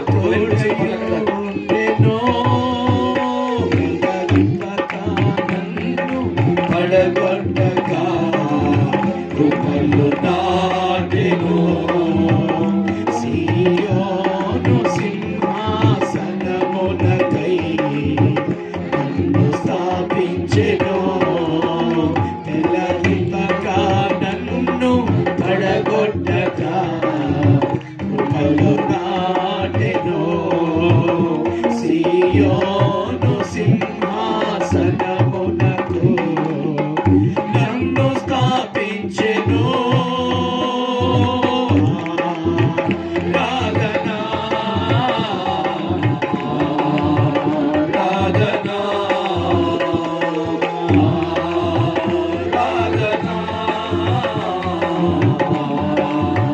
రాధనా విమోచకుడు సజీవుడు. హల్లెలూయా. చూడండి బిడ్డరా, గమనితే యేసు ప్రభువారు అనగా తండ్రి అయిన దేవుడు మనకి సంవత్సరించిన వాగ్దానాన్ని మనం గమనించినట్లయితే మనం యేసులో స్థాపించబడాలి, యేసులో నాటబడాలి. ఎవరంటే తమ పాప జీవితాన్ని కడుక్కునేవారు. మనం జన్మలోనే పాపులమని దేవుని యొక్క వాక్యం తెలియజేస్తుంది. నా ప్రియ బిడ్డరా, జన్మలోనే పాపులుగా ఉన్న మనము యేసుతో సావాసం చేయలేము. ఎందుకంటే మన దేవుడైన ప్రభు ఆయన పరిశుద్ధుడు కనుక మనల్ని కూడా పరిశుద్ధులే ఉండమని చెప్పాడు. అపవిత్రుడు పరిశుద్ధుడితో ఉండలేడు కనుక మనం పరిశుద్ధులుగా మార్చబడాలి. యేసుతో సావాసం చేసే బిడ్డలు ఏం చేస్తారు? మొదటిగా తమ పాపాన్ని ఆయన ఎదుట ఒప్పుకుంటారు. నిజంగా నువ్వు ఆయనతో సావాసం చేయాలనుకున్నావా? అది యోహాను పత్రిక మనం చదివి చూడండి ఒకసారి. యోహాను రాసిన మొదటి పత్రిక 1వ అధ్యాయం 4వ వచనం చదువుకుందాం ఒకసారి. మన సంతోషము పరిపూర్ణమగుటకై మేము ఈ సంగతులను వ్రాయిచున్నాము. మేము ఆయన వలన విని మీకు ప్రకటించు వర్తమానమేమనగా, దేవుడు వెలుగై ఉన్నాడు, ఆయన యందు చీకటి ఏమాత్రమునూ లేదు, ఆయనతో కూడా సహవాసం గలవారమని చెప్పుకుంటూ చీకటిలో నడిచిన ఎడల చీకటిలో నడిచిన ఎడల మనం అబద్ధమాడుచు సత్యమును సత్యాన్ని జరిగించుకుంటున్నాం. చూడండి బిడ్డరా, మనం దేవుడితో సహవాసం చేస్తున్నాం చెప్పుకుంటూ మనం ఇంకా చీకట్లో ఉన్నట్లయితే, అంటే చీకటి అంటే ఇంకా దేవుడితో సహవాసం చేస్తూ అబద్ధం ఆడుతున్నావా? నాకు చూడాలి సరిత, నువ్వు ఎలాగున్నావు? దేవుడితో మనకు సహవాసం ఉంది అనుకుంటున్నావు. సహవాసం ఎలాగుంది? దేవుడితో సహవాసం చేసే వ్యక్తివి, నీలో చీకటి ఉండకూడదు. చీకటి ఉండి దేవుడితో సహవాసం చేస్తున్నావు అంటే ఇది మోసం. నువ్వు మోసం ఉన్నట్టే. ఏంటి మనలో ఉన్న చీకటి? బాప్తిసం పొంది నువ్వు ఇంకా అబద్ధం ఆడుతున్నావా? పరిశీలన చేసి చూసుకో ఒకసారి. బాప్తిసం పొంది నీ కనుసూపు చెడ్డగా ఉందా? బాప్తిసం పొంది ఇంకా వంకర మార్గాలు నడుతున్నావా? బాప్తిసం పొంది ఇంకా వ్యభిచారం చేద్దాం అనిపిస్తుందా? బాప్తిసం పొంది ఇంకా సినిమాలు చూస్తున్నావా? బాప్తిసం పొంది సీరియల్ చూస్తున్నావా? అంటే నువ్వు అవి చూస్తూ సహవాసానికి వస్తున్నావంటే నిన్ను ఎంత మోసం చేసుకుంటూ చూసుకో ఒకసారి. నీ మోసమే. నీకు దేవుడితో సహవాసం లేదు. నువ్వు ఏసుతో అంటు కట్టబడలేదు, ఏసులో నువ్వు నాటబడలేదు, ఏసుతో కూడా నువ్వు నిలబడలేదు, ఏసుతో కూడా నువ్వు లేవు. ఎందుకంటే నిన్ను మోసం చేసుకుంటున్నావు. నీవు వాక్యం ఏం చెప్తుంటే ఆయనతో సహవాసం గలవారు మనం చెప్పుకుంటూ మనం ఇంకా మనలో చీకటి ఉన్నట్లయితే మనం మోసం చేసుకున్నట్టే. ఎందుకంటే నీలో చీకటి ఉంది. చీకటి ఉండేది, చీకటి సంబంధం నరకానికి వెళ్ళిపోతారు. నువ్వు వెలుగు సంబంధి కదా. మన దేవుడు వెలుగు సంబంధి, ఆయనలో వెలుగు ఉంది, మరి మనలో కూడా వెలుగు ఉండాలి. ఆయన పిల్లలమై ఆయనతో సహవాసం చేసే ప్రజలు ఎవరు అని అంటే వెలుగు సంబంధులు. వెలుగు సంబంధులు అనగా మంచి క్రియలు కలిగి, మంచి ప్రవర్తన, మంచి నడక, మంచి మాట చేసిన ప్రమాణాన్ని నమ్మకంగా నెరవేరుతారు. బాప్తిసం పొందిన ప్రమాణం చేశారు. ఈ ప్రమాణం ఏ పరిస్థితుల్లోనైనా ఆరాధన క్రమం మానకుండా. చూడండి, మనలో చాలా మంది బిడ్డలు మీరు బాప్తిసం పొంది ఎన్నోసార్లు మీరు ఆరాధన మాన దినాలు ఎన్నో ఉన్నాయి. ఈ సంవత్సరంలో మీకు ఎన్ని ఆబ్సెంట్ అయినా గుర్తుందా? ఎన్ని వారాలు మానేశారు గుర్తుందంటే, అయ్యా మరి మేమేం చేసాం పాస్టర్ గారు, కరోనా వచ్చింది కదా, మీరే వద్దన్నారు కదా అని మీరు చెబుతారు. సరే, ఈ సంవత్సరంలో అంటే కరోనా వచ్చిందని ఆగిపోయారు. కరోనా రాని సంవత్సరంలో నీకు ఎన్ని ఆబ్సెంట్లు ఉన్నాయి? ఆదివారం. బాప్తిసం పొందిన బిడ్డలు వాక్యం ఏం చెప్పిందంటే, బాప్తిసం పొందినట్టు మనము 6 రోజులు పని చేసుకోవాలి, 7వ దినంన ఏ పని చేయకూడదు. అది మన దేవుడైన యేసయ్య మనకిచ్చిన ఆజ్ఞ. యేసు ప్రభు వారే దాన్ని వాడుక పెట్టుకున్నారు. ఆదివారం నేను వాడుక, ఇది నా క్రమం, ఇది నాకు స్వాభావికంగా ఉండాలి. ఏంటంటే నేను 6 దినాలు పని చేసుకోవాలి, 7వ దినం నా దేవుని సన్నిధిలో నేను గడపాలి, నేను నా పిల్లలు మేము మందిరంలో ఉండాలి అన్నది అది మనకు ఆజ్ఞ. నువ్వు ఏ పరిస్థితుల్లో ఏ పనిని చేసుకో, కానీ విశ్రాంతి దినం ఆదివారం వచ్చినప్పుడు ఖచ్చితంగా నీవు నీ పిల్లలు ప్రభు సన్నిధిలో ఉండాలన్నది అది దేవుని చిత్తం. అలా నువ్వు ఆదివారం మీరేమనుకో, నువ్వు ఆజ్ఞ అతిక్రమం ఎత్తున్నావు. ఆజ్ఞ అతిక్రమే పాపం. అయ్యా నాకెళ్ళి చూడాలి, ఆదివారం చర్చి రాకుండా మానుతున్నారంటే మీరు పాపం చేసినంత సమానం. ప్రభు ఏం చెప్పంటే, నన్ను ప్రేమించేవారు నా ఆజ్ఞలు గైకొంటారు, నా మాటలు నెరవేరుతానని చెప్పాడు ఆయన. మరి నువ్వు నెరవేర్చావా? ఎన్ని ఆబ్సెంట్లు అయినాయి? ఎన్ని వారాలు ఆరాధన మిస్ అయ్యావు?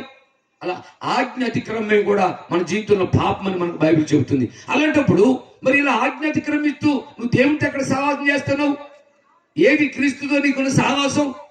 దేవుడితో నీకున్న బంధం ఏది?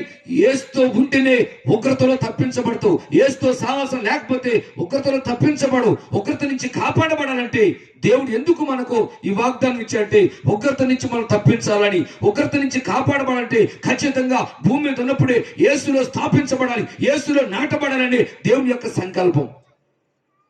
మరి మనం ఇలా అబద్ధం ఆడుతూ దొంగతనం చేస్తూ యేసుతో మనం ఎక్కడ సహవాసం చేస్తున్నట్లు చూడండి. ఎవరిని పెళ్ళగిస్తాడే అంటే యేసుతో సహవాసం చేస్తున్నట్టుగానే ఉన్నాడు. ఎవరైనా? ఇస్కరియోతు యూదా యేసు ప్రభుతో సహవాసం చేస్తున్నట్టుగానే ఉన్నాడు. కానీ అతడు తన దొంగ స్వభావం మాత్రం మానలేదండి. తన దొంగ స్వభావం మానలేదు. అతని సహవాసం ప్రభుతో ఉన్నదని చెప్పుకుంటున్నాడు. 3.5 సంవత్సరాలు యేసు ప్రభుతోనే ఉన్నాడు. యేసు ప్రభుతోనే ఉండి చూడు, అతని స్వభావంలో మార్పు లేదు, కానీ సహవాసం మాత్రం చేస్తాను అనుకున్నాడు. అది అక్షరార్థంగా చేయటమే. ఇప్పుడు మనలో కూడా చాలా మంది అక్షరార్థంగా వచ్చారు మీరు, కానీ నిజంగా మీరు ప్రభుతో అంటుకట్టబడి లేరు. అంటుకట్టబడితే ఎలాగుంటూ, కట్టబడకపోతే ఎలాగుంటూ అంటే ఇదిగో ఇస్కరియోతు యూదా యేసు ప్రభుతో ఉన్నానని అంటు కట్టబడినని చెప్పని అనుకుంటున్నాడు. యేసుతో నేను ఉన్నాను అనుకుంటున్నాడు, యేసుతో నేను సహవాసం చేస్తాను అనుకుంటున్నాడు. కానీ కాదు, అతడు యేసులో నుంచి పెళ్లగించబడ్డాడు. యేసులో నుంచి పెళ్లగించబడ్డాడు. మనం చదివితే చూడండి ఒకసారి, యోహాను సువార్త 12:3.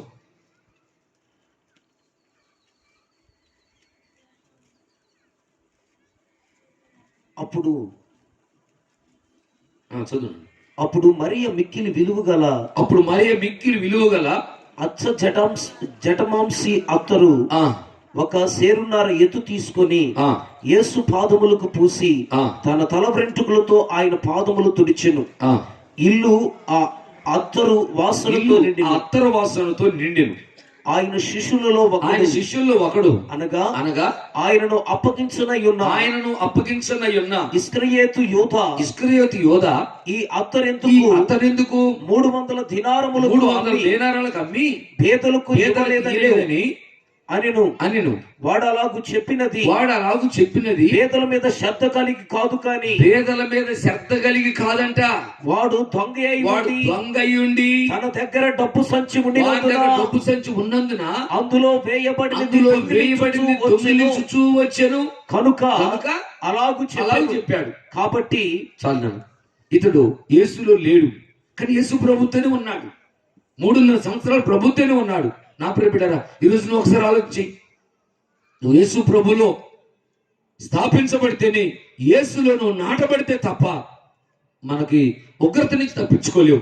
ఉగ్రతలో కాపాడబడాలంటే దేవుడు మన కొరకు నిర్ణయించినటువంటి మార్గం ఏంటంటే, అనగా ఈ ప్రళయంలో చూడు, మనందరూ పరిచయమే.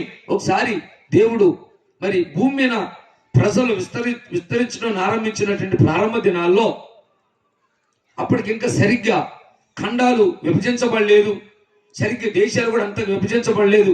అప్పుడు ఇంచుమించుగా 15 కోట్ల కంటే ఎక్కువగా ఉన్నటువంటి ప్రజలు భూమి మీద నివసిస్తున్నట్లు చరిత్రలో కొన్ని ఆధారాలు చెబుతున్నాయి.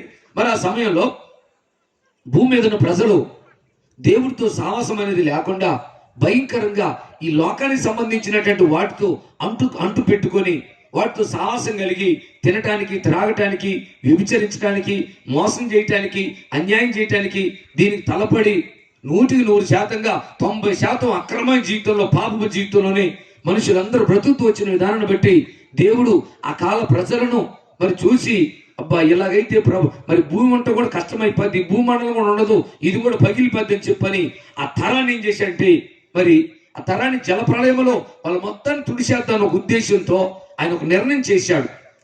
ఏంటంటే, ఈ భూమిని సృష్టించిన దేవుడే, ఆయనే మరలా దీన్ని భద్రం చేసేవారు. అనగా మనం నిర్మించిన దేవుడే మనల్ని భద్రం చేయగలడు. ఇక మనల్ని ఎవరు భద్రం చేయలేరు. మనం పుట్టించిన ఆయనే భద్రం చేయగలడు. అయితే ఆ కాలంలో జలప్రళయంలో ప్రపంచంలో అతిపెద్ద పర్వతాలు ఏవైతే ఉన్నాయో వాటికి 15 మూరలు ఎత్తున నీళ్లు నిలబడిపోయింది. భూమి అంతా నిండిపోయింది నీళ్లతో, ఎక్కడ ఖాళీ లేదు. అలాంటి పరిస్థితుల్లో తను నమ్మినటువంటి బిడ్డలను కాపాడటానికి దేవుడు ఓ చక్కటి ఆలోచన చేసి ఏం చేశాడంటే, ఓడ ఒకటి తయారు చేయమని చెప్పి నోవాహుతో చెప్పాడు. బాబు, మీ కొరకు ఒక ఓడ సిద్ధం చేసుకోండి. ఎందుకంటే ఇప్పుడున్నటువంటి ప్రజలందరూ కూడా నా దృష్టికి చెడ్డగా కనబడుతున్నారు.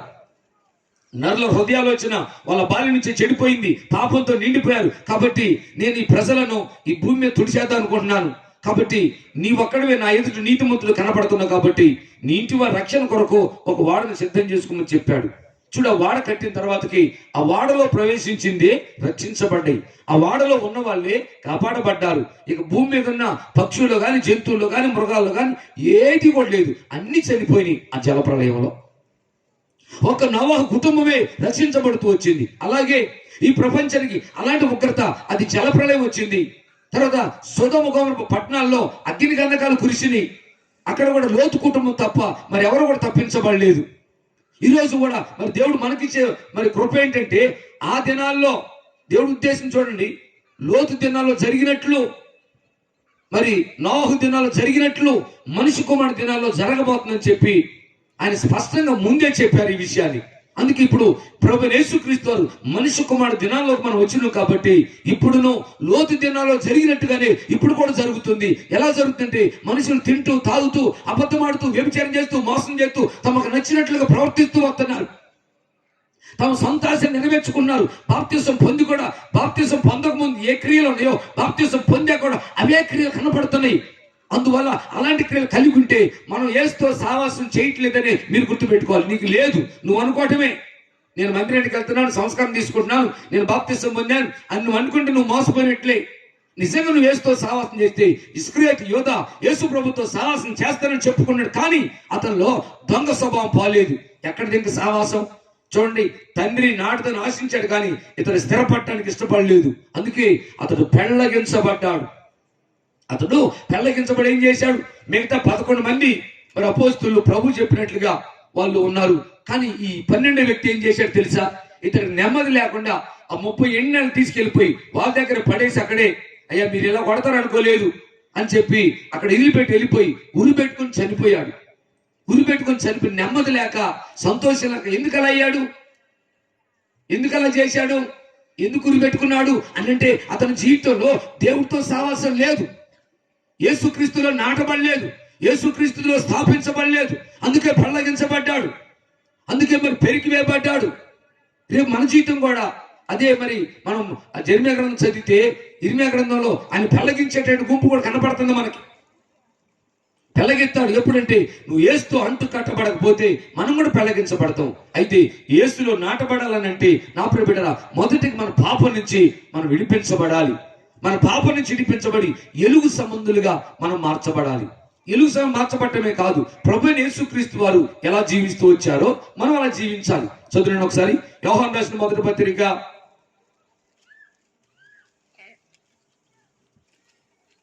1వ అధ్యాయము 3వ వాక్యం చదువుకుందాం ఒకసారి. మాతో కూడా మీకును సహవాసము కలుగునట్లు మేము చూచిన దానిని వినిన దానిని మీకును తెలియచే. 2వ అధ్యాయం.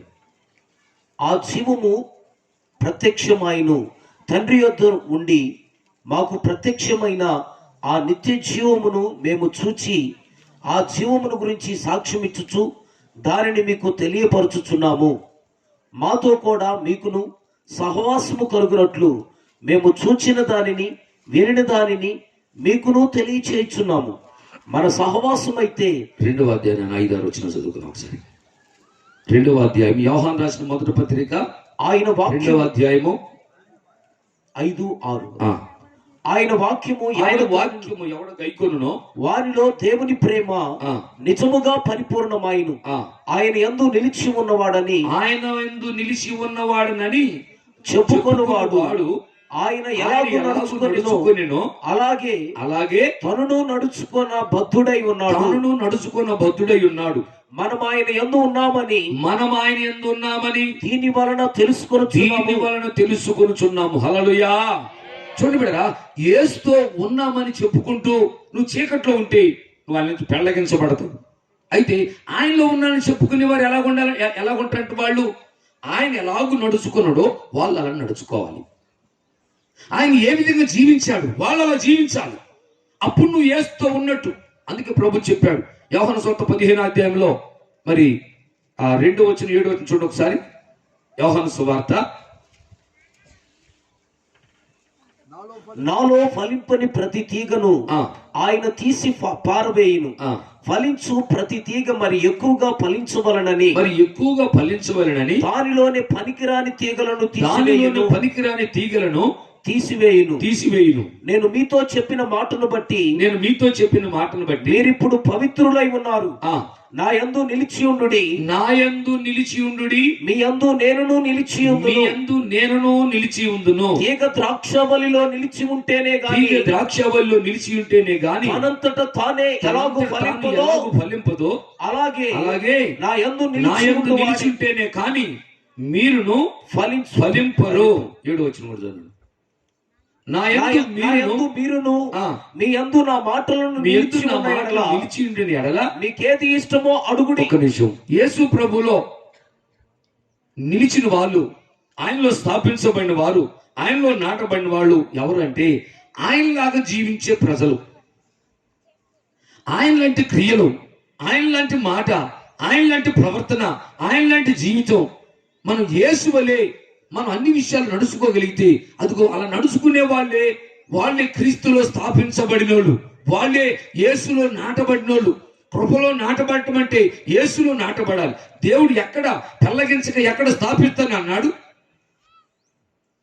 పడగొట్టక ఎక్కడ స్థాపిస్తానన్నాడు, పెళ్ళగింప ఎక్కడ నాటుతానంటే యేసులో నాటాలని, యేసులో స్థాపించాలని ప్రభు ఆశపడుతున్నాడు. ఎందుకంటే లోకంలో ఎక్కడ నాటినా, ఇందాక మనం విన్నాం కదా, మొదట్లో అంజూరపు చెట్టు త్రోవ పక్కన ఉంది, ఆ దారి పక్కన నాటబడితే ఏమైంది, దారి పోయే ప్రతి జంతువు దాన్ని తింటాయి, అది ఆగమైపోద్ది, మంచి ఫలాలు ఫలించలేదు. అందుకే మనం మంచి ఫలాలు ఫలించాలని మన కంచగలిగిన తోటలో నాటాడు. హల్లెలూయా. కంచగలిగిన తోటలో నాటి ఎలా మనం భద్రం చేస్తూ వస్తున్నాడు దేవుడు. ఒక చెట్టుకు ఒక మొక్కగా మనం ఫలించాలని చెప్పి ఎంత కృపనిచ్చాడంటే, యెహోవా అని ఆయనంట ప్రతి నిమిషం కాపు చేస్తున్నాడంట. ప్రతి నిమిషం, ప్రతి క్షణం కూడా మనకి ఎలాంట, మనం ఒక్క నిమిషం వదిలిపెడితే చాలంట. ఒక్క నిమిషం వదిలిపెడితే మనం చచ్చిపోతాం. ఎలా చచ్చిపోతావు? నడుతూ కూడా కింద పడి చచ్చిపోతావు. మన ప్రాణం పోవడానికి పెద్ద సమస్య లేదు.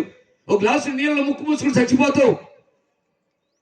బస్ దిగుతూ డోర్ జారి కింద పడిపోయి కాలు జారి మెట్టి మీద కింద ఈ ముక్కు వచ్చి నేల తగిలి అక్కడికక్కడే చచ్చిపోయిన వాళ్ళు ఉన్నారు. అయితే దేవుడు ప్రతి నిమిషం ఎంత కాపు చేస్తున్నాడో నీకు అది గుర్తుండాలి, నాకు గుర్తుండాలి. ఆయన పిల్లలో మనం, ఆయన బిడ్డలో మనం, మన దేవుడు ఎంత భద్రత చేస్తున్నాడు, ఎంతగా మనం కాపాడుతున్నాడు అంటే, యెషయా గ్రంథం చూడండి సార్, 27:3 యెషయా గ్రంథం 27:3. యెషయా గ్రంథం 27:3. యెహోవాను నేను దానిని కాపు చేయుచున్నాను. ప్రతి నిమిషమున నేను దానికి నీరు కట్టుచున్నాను. ఎవడును దాని మీదకి రాకుండానట్లు దివారాత్రము దాన్ని కాపాడుచున్నాను. చూడండి బిడ్డ, దేవుడు ఎంత కృపనిచ్చాడు. ఎలాంటి కాపుతాలో, అది ఏ చెట్టుకైనా ప్రతి నిమిషం నీరు పెడితే బతుకుతుందండి, చెట్టు చచ్చిపోద్ది, కానీ నీరు కాదు. ప్రతి నిమిషము దేవుడు మనకు కాపు చేస్తున్నాడు. తమ్ముడా, చెల్లి అంటే ఎంత భద్రంగా కాపాడుతున్నాడు చూడండి. మన జీవితాలు ఏ పాటి అనుకున్నారు?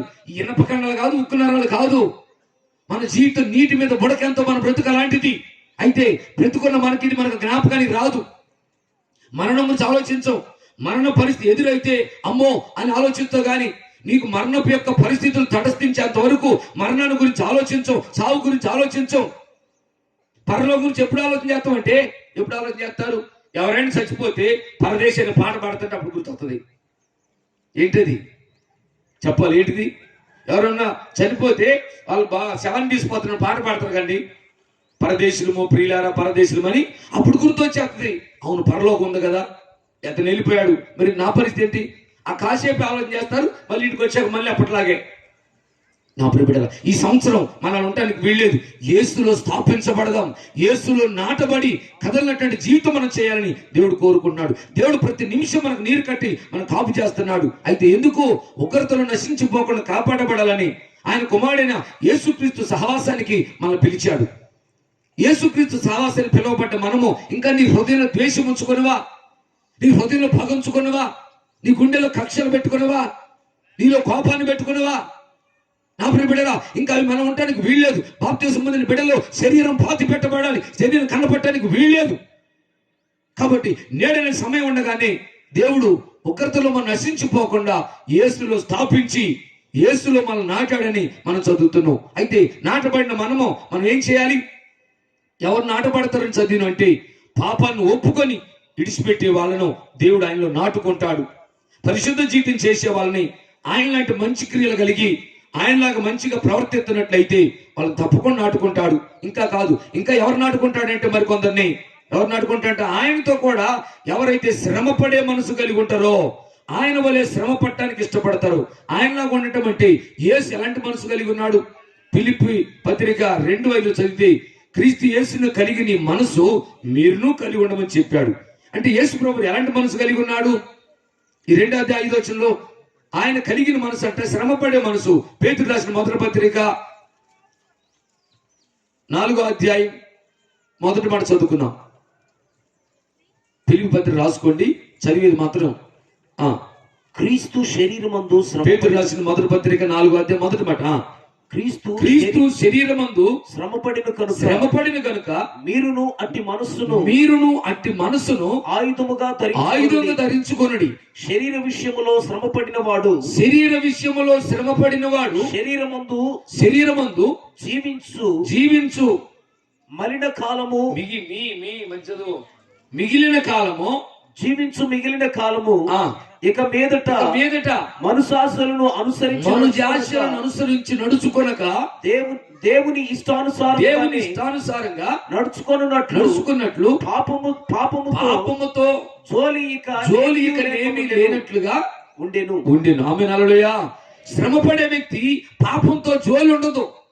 శ్రమపడే వ్యక్తి జీవితంలో ఇక పాపంతో జోలి ఏమీ ఉండదని మనం వాక్యం చదువుతున్నాం. అయితే యేసుతో సావాసం చేసేవాళ్ళు ఎవరంటే ఆయనతో శ్రమపడేవాళ్ళు.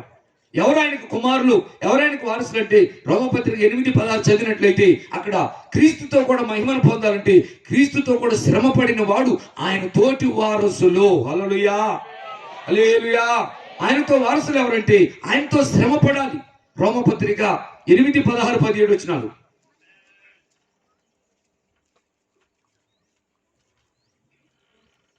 మనము దేవుని పిల్లలమని ఆత్మ తానే మన ఆత్మతో కూడా సాక్ష్యం ఇచ్చుచున్నాడు. మనము పిల్లలమైతే వారసులము అనగా దేవుని వారసులము క్రీస్తుతో కూడా మహిమ పొందాలంటేనంట. మహిమ అంటే పరలోకంలో ప్రకాశించే ఆ దివ్య నగరంలో నీవు ఆ రాజ్యంలో నీకు స్థానం కావాలంటే ఇక్కడ ఉన్నప్పుడు ఏం చేయాలంట?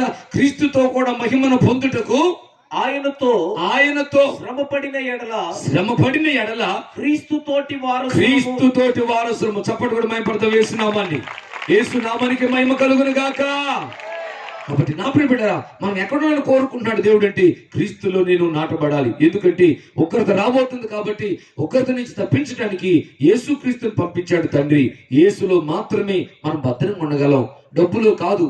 ధనవంతుడు కానీ ఉన్నాడు, తన జీవితం ఏమైపోయింది, ధాన్యమానికి ప్రాణానికి ఏం పర్వాలేదు, తిను తాగు సుఖించు అన్నాడు అనుకుంటుండగానే ఎరివాడని పిలిచిండు దేవుడు. రాత్రి కేకయ్యగానే వెళ్ళిపోయాడు. రాత్రే ఆయన ధాన్యం రచించలేకపోయింది, డబ్బు రక్షించలేకపోయింది. నా ప్రియ బిడ్డలారా, ఒకరితో ఏదైనా రాబోతుంది కాబట్టి మనం మన పిల్లలు రక్షించబడాలంటే ఇంకా మనలో చాలా మందికి వయసులో పిల్లలు ఎదుగుతున్నా కానీ వీళ్ళ సోయిరాలా దేవుడు ఎందుకు ఇచ్చాడు అనుకున్నావు? ఆడు పెద్దోడు ఎంత తీసుకుంటాడులే, లేదు పెళ్లి నాకు తీసుకుంటారులే బాప్తిసం అని చెప్పి వదిలేస్తున్నారు తల్లిదండ్రులు. వాళ్ళని యేసుతో అంటు కట్టండి. ప్రభు యేసే చెబుతున్నాడు, నేను నిజమైన ద్రాక్షావళిని, నా తండ్రి వ్యవసాయకుడు, నాలో ఫలింపుని ప్రతి తీగ తీసి పారవేయబడుతుంది, నాలో ఫలించి తీగవలే. మన పిల్లలను దేవునికి అంటు కట్టినట్టయితే వాళ్ళు దేవుళ్ళు ఫలించాలి. వాళ్ళు దేవునితో అంటు కట్టబడి మంచి పొలాలు ఫలించాలి. నువ్వు బాప్తిని తీసుకున్నావు, మరి పిల్లల సంగతి ఏంటి ఆలోచించావా? వాళ్ళు పెద్ద నాకు తీసుకుంటారు అనుకుంటున్నావా? తమ్ముడు చెల్లి ఆలోచించండి ఒకసారి.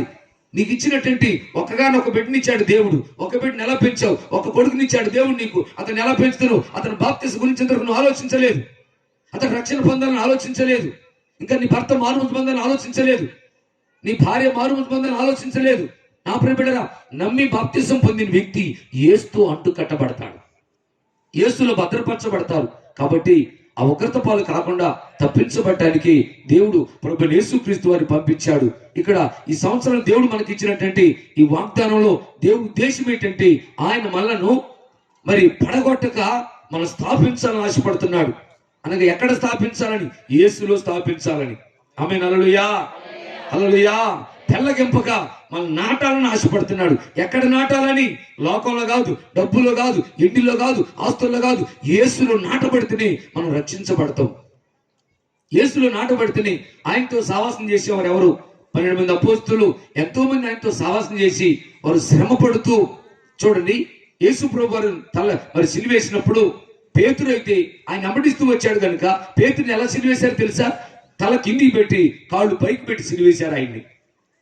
చూడండి, యేసు వలె శ్రమ పట్టడానికి ఇష్టపడుతూ తమ ప్రాణాన్ని ఎంత మాత్రం లెక్క చేయకుండా దారపోశారు. నా ప్రియ బిడ్డ, ఈరోజు మనం కూడా ప్రభుని వెంబడిస్తున్నావు. ప్రభుని వెంబడితే ఏం చేస్తున్నావు? కరోనాకు భయపడుతున్నావా? జబ్బుకు భయపడుతున్నావా? వ్యాధికి భయపడుతున్నావా? దేనికి భయపడుతూ యేసులో నాటబడిన నీవు. అందుకే ఇశ్రాయేలు యోధావారిలో మిగిలిన శేషం అంట కిందికి వేరు తన్నుచు మీదికి ఎదగాలి, మీదికి ఎదిగి ఫలించాలి. ఒకటి కిందికి వేరు తన్నాలి. ఇప్పుడు నిలబడ్డ మనము దేవుడు శేషంగా మనం ఉంచాడు. సంవత్సరం ఉంచిన మనం ఏం చేయాలంటే మనం వేరు తన్నాలి. అనగా యేసులో వేరు పారాలి, ప్రేమలో వేరు పారాలి, పరిశుద్ధతలో వేరు పారాలి, ఆరాధన విషయంలో, విశ్రాంతి క్రమ విషయంలో ఏరు పారాలి. ఆత్మీయులు యేసులో లోతుగా, ఆ యేసులో లోతు ఏదో తెలుసుకోవాలి. నీ ఏరు లోతుకు తన్నాలి. తర్వాత నీతికి ఎదగటం ప్రారంభించాలి. ఎన్ని సంవత్సరాలు విశ్వాసి ఇంతవరకు ఒక పాట పాడటం రాలేదు నీకు? ఎన్ని సంవత్సరాలు విశ్వాసివి సరిగ్గా ప్రార్థన చేయటం రాలేదు? ఎన్ని సంవత్సరాలు విశ్వాసివి సాక్ష్యం చెప్పడం రావట్లేదు?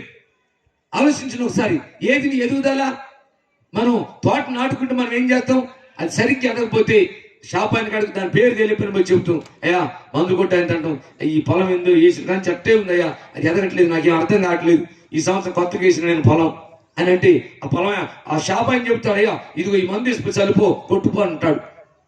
అప్పుడు దాన్ని చేయటం వల్ల అది చక్కగా ఎదుగుదలలోకి రావడం ప్రారంభిస్తుంది. అది రైతు ఆ ఎదుగుదల చూస్తుంటాడు దాన్ని. అలాగే నీ ఎదుగుదలను చూసుకోవద్దా? నువ్వు ఎలా ఎదుగుతున్నావు? దేవుళ్ళు మందిరానికి వస్తున్నావు పోతున్నావు తప్ప ఏమైనా సుఖం ఉందా? ఏమైనా నీ వల్ల ప్రయోజనం ఉందా? ఏది నీ మార్పు? నీ మారు మనసు ఏది? నీ ప్రత్యేకత ఏది?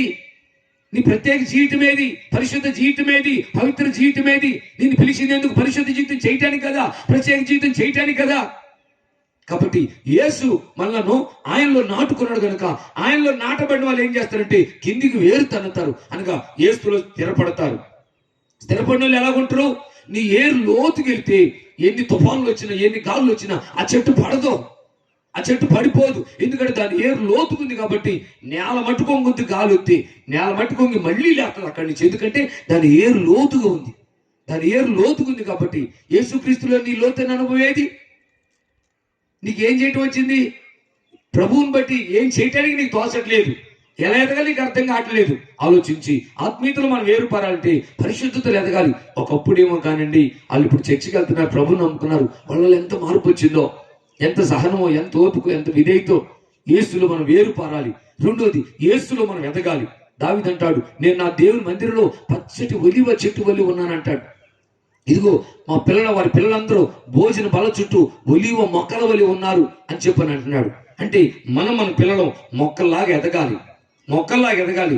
రెండోది. మూడోది మనం ఫలించాలి. ఏం ఫలించాలి? మత్తయి సువార్త 3వ అధ్యాయంలో మంచి ఫలాలు ఫలించని ప్రతి చెట్టు నరకబడుద్దని చదువుతున్నాం. మీరు ఆలోచించిన ఒకసారి, నీ జీవితాన్ని చూడండి ఒకసారి. ప్రియబిడ్డారా, చాలా మంది తల్లులు బాప్తిసం పొందడానికి వచ్చినప్పుడు మరి ఈ తీటని కూడా ఇష్టపడరు వస్తువులను. ఎందుకు అని అంటే చూడండి, ఇంత పెద్ద బెజ్జాలు పెట్టాడు మనకు దేవుడు. ఈ చిన్నది మర్చిపోతున్న పైది నాకే చూడాలి, సరిత నువ్వే. చిన్నది మర్చిపోయిందా దేవుడు? కాదు. అంటే నీ కోరిక చాలు దాని మీద. అయ్యారు ఇంతంత బేగా ఇంతంత పెట్టుకుంటే అరే ఇంతంత ఇక్కడ ఇక్కడ ఇక్కడ పెద్ద బెజ్జాలు పెట్టినా ఇది ఎందుకు మర్చిపోయినా? ఇంత పెద్ద బెజ్జ పెట్టినాడు ఇంటానికి, ఇక్కడ చిన్నది మర్చిపోతుంది. మరి నా బిడ్డ భూమి మీదకి వెళ్ళాక అంత బంగారం పెట్టుకుంటుంది, అంత పెట్టుకుంటారు బంగారం. అమ్మా ఏమైనా నిద్రపోతుంది లేకుండా ఏ తల్లి గమనించాలి. ఇంత బంగారం పెట్టుకుంటుంది మా అమ్మ అడిగిపోయినా కానీ మరి మర్చిపోయిందా? కాదు. ఇంత దానికి ఇక్కడే నువ్వు ఆశపడుతున్నావు. ఎట్లా? ఇంత బంగారం చూసుకొని రేపు దేవుని పిల్లలు ఎక్కడ నడవబోతున్నాం మనం? చెప్పాలి. మీరు ఎక్కడింతే ఆశించి మీరు ఎట్టే ఉన్నట్టయితే మీరు ఆడ దగ్గర రారు. ఇంతతోని మీరు సంతోషపడతారు.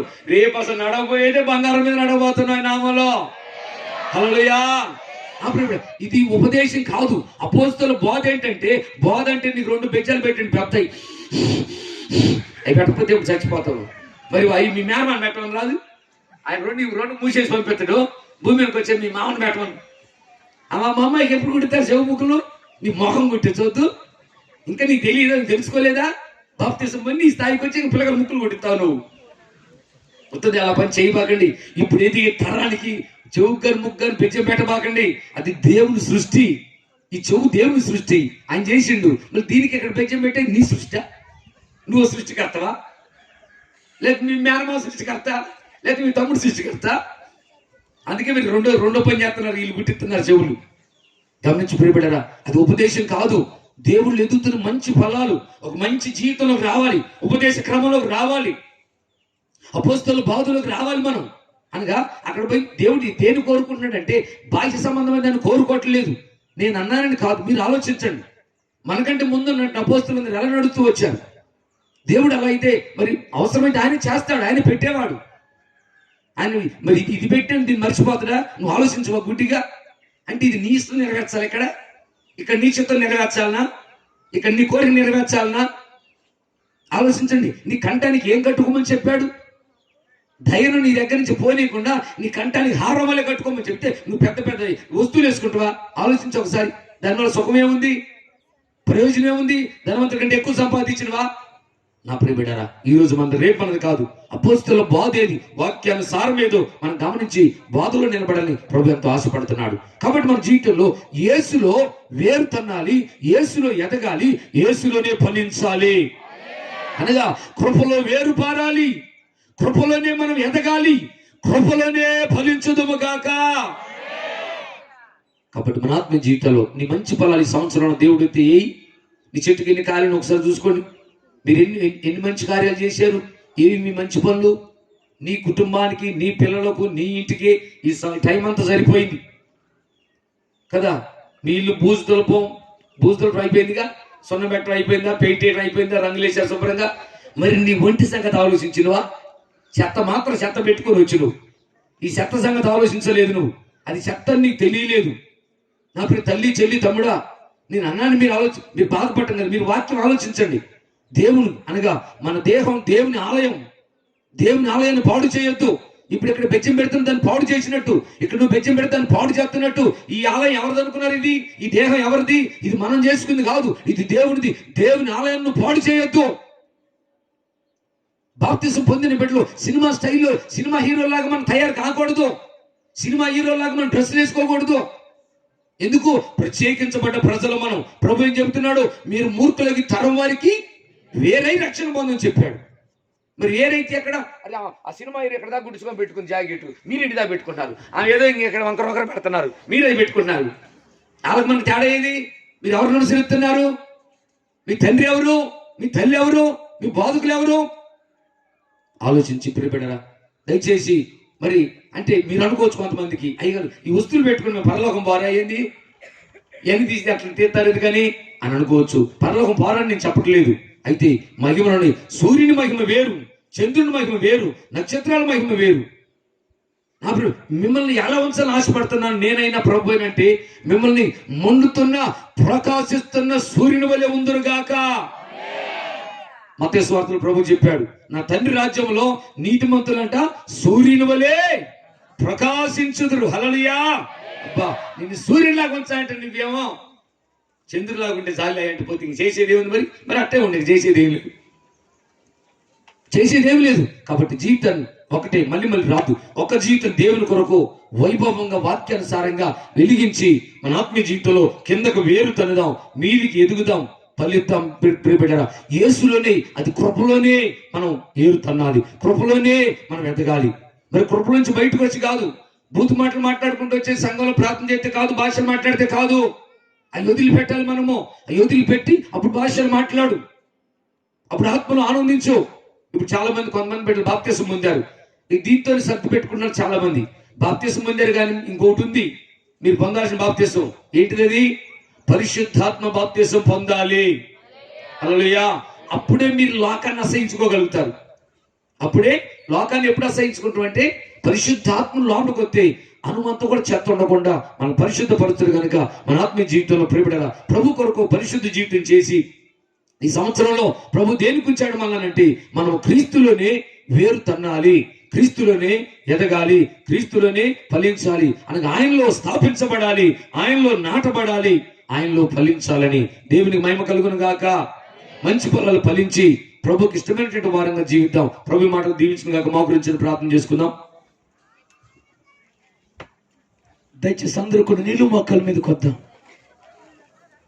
దయచేసి అందరూ నిలువు మొక్కల మీదకి వద్దాం. అందరూ మంచిగా మోకరిద్దాం. స్తోత్రమయ్యా, స్తోత్రమయ్యా, స్తోత్రమయ్యా, స్తోత్రమయ్యా. పిల్లలు ఎవరు అటు ఇటు తిరగద్దు. పిల్లలు అటు వాలంటీర్స్ కూర్చోవాలి, పిల్లలు కూర్చోవాలి. అందరూ మోకరిద్దాం, అందరూ మోకరిద్దాం. స్తోత్రమయ్యా, స్తోత్రమయ్యా, స్తోత్రము నాయన, స్తోత్రము నాయన, స్తోత్రము నాయన, స్తోత్రము నాయన. స్తుతిద్దాం, స్తుతిద్దాం. దేవుని బిడ్డలారా, ఎంతో మంది పెకిలించబడ్డారు, ఎంతో మంది పెళ్లగించబడ్డారు. దేవుడు నిన్ను నన్ను ఇంకను స్థాపించి బ్రతికించి ఉన్నాడు. వచ్చిన తీర్మానం చేసుకుందాం, వచ్చిన తీర్మానం చేసుకుందాం, వచ్చిన తీర్మానం చేసుకుందాం, వచ్చిన తీర్మానం చేసుకుందాం. అందరం నోరు తెరిచి, అందరం నోరు తెరిచి స్తోత్రమయ్యా, స్తోత్రమయ్యా, స్తోత్రమయ్యా, స్తోత్రమయ్యా, స్తోత్రమయ్యా, స్తోత్రము నాయన, స్తోత్రము నాయన. స్తోత్రం, స్తోత్రం, స్తోత్రం, స్తోత్రం, స్తోత్రం. మానవా మరలిరా రానిది కాలం, మనసు మార్చుకో, నీ మనసు మార్చుకో. మానవా మరలి రానిది కాలం,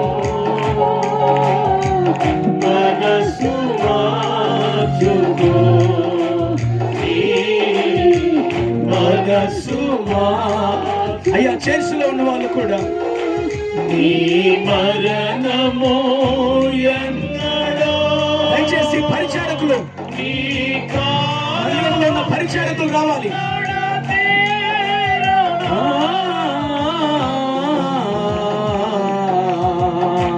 నీ మరణము మందిరంలో ఉన్న బ్రదర్స్ అందరూ రావాలి. నీ కాలము ఎన్నడో తీరు, మానవా మరలి రానిది కాలం. పాడుకుంటున్నావా? ఎంతో మంది చనిపోయారు. మార్చుకో, నీ మనసు మార్చుకో. మానవా మరలి రానిది కాలం, మనసు మార్చుకో, నీ మనసు మార్చుకో. లోకాశల పాప కోపములో, లోక సముద్రము సుడులాల జడిలో పాడుకున్నామా? లోకాశల పాప కోపములో. అయ్యా చర్చిలో ఉన్న వాళ్ళు కూడా ముందుకు రావాలి, ముందుకు రావాలి, ముందుకు వచ్చి ప్రార్థనలో ఏకీవించాలి.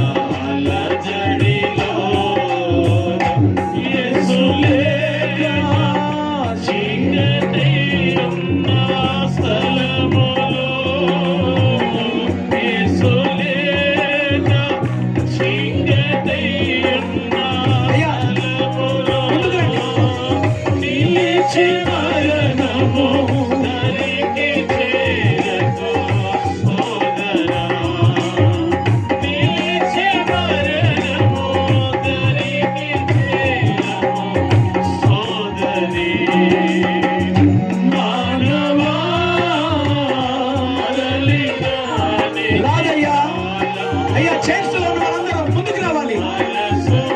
చైర్స్లో ఉన్న వాళ్ళందరూ అమ్మ తల్లులు కూడా ముందుకు వచ్చి కూర్చోండి, ముందుకు వచ్చి ప్రార్థనలు ఏకీవించాలి.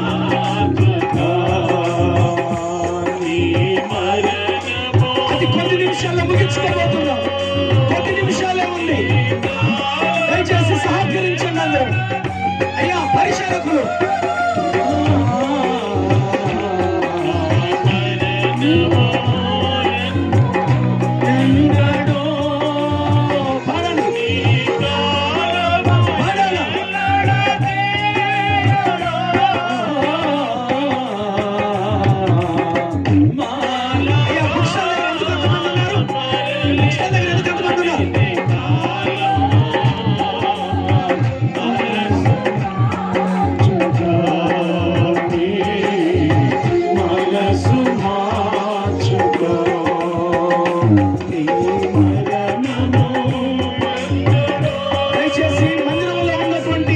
పరిచారకులందరూ రావాలి ఇక్కడికి, స్టేజ్ దగ్గరికి. మందిరంలో ఉన్న పరిచారకులందరూ స్టేజ్ దగ్గరికి రావాలి. నీ మరణము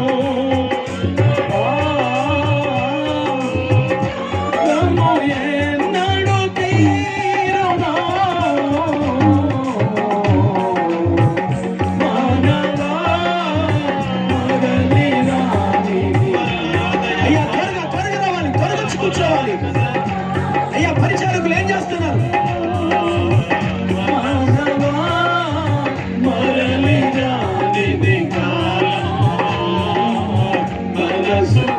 లోపలికి వచ్చి కూర్చోవాలి, లోపలికి వచ్చి కూర్చోవాలి. మనసు మార్చుకో.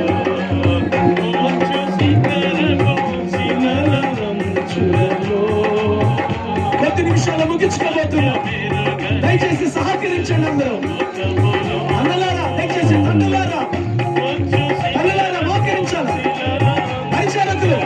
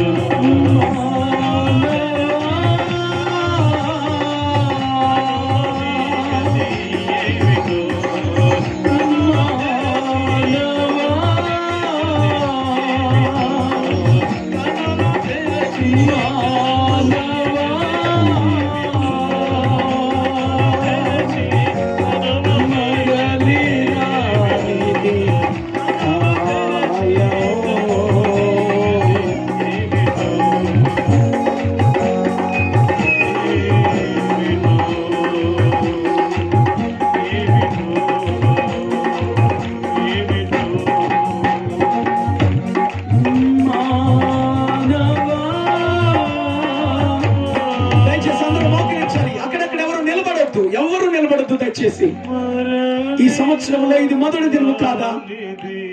నువ్వు మోకరించి చిన్న ప్రార్థన చేసుకో. అమ్మా యవనస్తులు పిల్లలు మీరు అక్కడ గుంపుగా ఉన్నారు. అయ్యా దయచేసి తండ్రులారా మా రెండు చేతులు ఎత్తి దండం పెట్టి చెబుతున్నాం. మోకరించి చిన్న ప్రార్థన చేసుకో. ఈ జనవరి 1 రోజున ప్రభు సన్నిధికి వచ్చావు నీవు. ఈ సంవత్సరం అంతా నీ కుటుంబం నీ పరిస్థితి ఎలా ఉంటుందో తెలియదు. నీ మరణం ఎన్నడో నీకు తెలియదయ్యా. నీ ముగింపు ఎన్నడో నీకు తెలియదు. ఎక్కడ నువ్వు చనిపోతావో తెలియదు.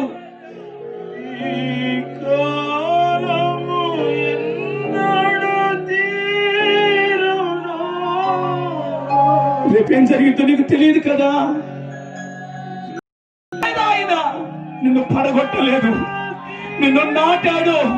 ప్రతి క్షణము కాపు కాయిచు ఉన్నాడు. నిన్ను భద్రం చేశాడు కనుక ఈరోజు సజీవునిగా ఉన్నావు. నీవు వచ్చిన తీర్మానం చేసుకో. ప్రభా నా జీవితం నా బ్రతుకు ఎన్నో ఆపదలు ఎన్నో పరిస్థితులు ఎదుర్కొన్నానయ్యా నేను. అయినా నీవు నన్ను కాపాడావు. అయినా నీవు నన్ను కాపాడావయ్యా.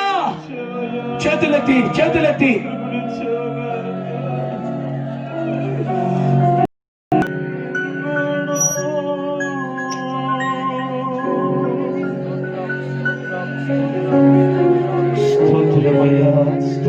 వచ్చిన తీర్మానం చేసుకో తమ్ముడా.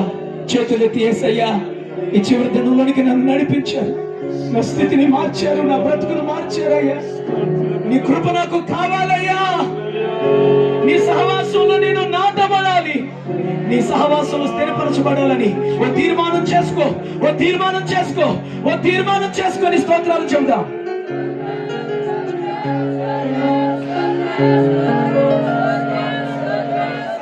స్తోత్రం స్తోత్రం స్తోత్రం స్తోత్రం. ఇంతవరకు నడిపించిన తండ్రి కుమార పరిశుద్ధాత్మ త్రియేక దేవునికి స్తోత్రాలు చెబుదాం.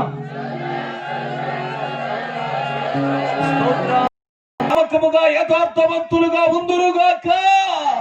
పరిశుద్ధాత్ముడా మీరే కార్యమును చేసి మహిమ తెచ్చుకుంటున్నందుకు స్తోత్రాలు చెల్లిస్తూ యేసు పరిశుద్ధ నామములో అడిగి పొందుకొని ఉన్నాము పరమ తండ్రి. ఆమేన్. దయచేసి గమనించండి. కొద్ది నిమిషాలు కూర్చుందా.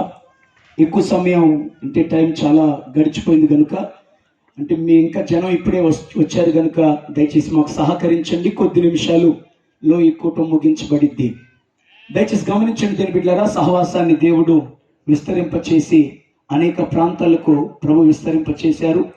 మరి ఆయా ప్రాంతాలకు దైవజనులు మరి సంస్కార ఆరాధన ఇవ్వటం కొరకై మరి వెళ్ళటానికి కాస్తంత మరి సమయం అనుకూలించట్లేదు కనుక మరి సహవాసంలో ఉన్నటువంటి దేవుని సేవకులు మరి సహోదరులు మార్క్ పాస్టర్ గారు, అదేవిధముగా దామర్చర్ల సురేష్ గారు, మరి సత్యం పాస్టర్ గారు, ఈ నలుగురిని కూడా శిష్యాభిషేకం కొరకై అంటే సంస్కార ఆరాధన ఇచ్చుట కొరకై దైవజనులు ప్రార్థన చేసి వారిని అభిషేకించుచు ఉండగా మనమందరము ఆ ప్రార్థనలో ఏకీభవించుచు దైవజనుల మరి అభిషేక కార్యక్రమాన్ని మనమందరం కూడా ప్రార్థన పూర్వకంగా తిలకిద్దాం. మోసే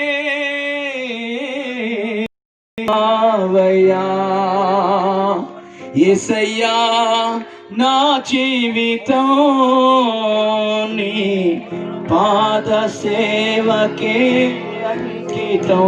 యేసయ్యా నా జీవితం. ఆమేన్. హల్లెలూయా హల్లెలూయా హల్లెలూయా హల్లెలూయా హల్లెలూయా. దైవజనులు ప్రార్థన చేస్తున్నారు. హల్లెలూయా ప్రార్థన చేసి వారిని అభిషేకించుచుండగా మనమందరము కూడా ప్రార్థనలో ఏకీభవించుదాం. హల్లెలూయా హల్లెలూయా. పరలోక సంబంధమైన అభిషేకము చేత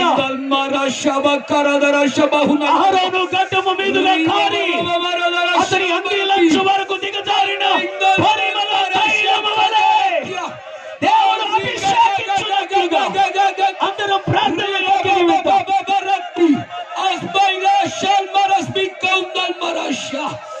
Unainal maras bikara shal maras bira shakal maras bira shabahunaita karadara shatalma umaidara shatalma ఆమేన్ ఆమేన్ ఆమేన్ ఆమేన్. kara shahunainal maras babara shakara spikanal maras స్తోత్రమయ్యా స్తోత్రమయ్యా స్తోత్రమయ్యా స్తోత్రమయ్యా స్తోత్రమయ్యా స్తోత్రమయ్యా స్తోత్రమయ్యా స్తోత్రమయ్యా స్తోత్రమయ్యా స్తోత్రమయ్యా స్తోత్రమయ్యా స్తోత్రమయ్యా స్తోత్రమయ్యా స్తోత్రమయ్యా స్తుతిద్దాం స్తుతిద్దాం స్తుతిద్దాం.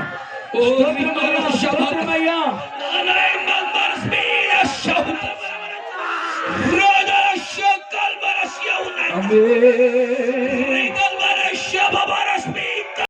స్తోత్రం స్తోత్రం స్తోత్రం స్తోత్రం స్తోత్రం స్తోత్రం స్తోత్రం.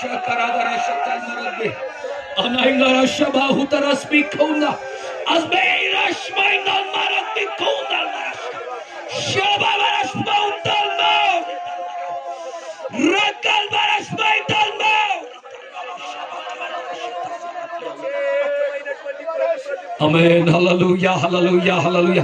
అందరూ రెండో స్థలెత్తికి ప్రభువైన యేసుక్రీస్తు నామములో రెండో స్థలెత్తి కూడా ఈ సేవకులను దేవుడు బలంగా వాడుకొని అనేక మందికి శిష్యాభిషేకం బాప్తిస్మ కార్యక్రమం జరిగించుటకు సంస్కార కార్యక్రమం జరిగించుటకై ఓ తండ్రి కూడా పరిశుద్ధాత్మ నామములో ఆశీర్వాదపు వచ్చిన పలుకుటకై కావలసిన కృపతో ప్రభు నింపి నడిపించినట్లుగా చేతులు ఎత్తనామని స్తోత్రం.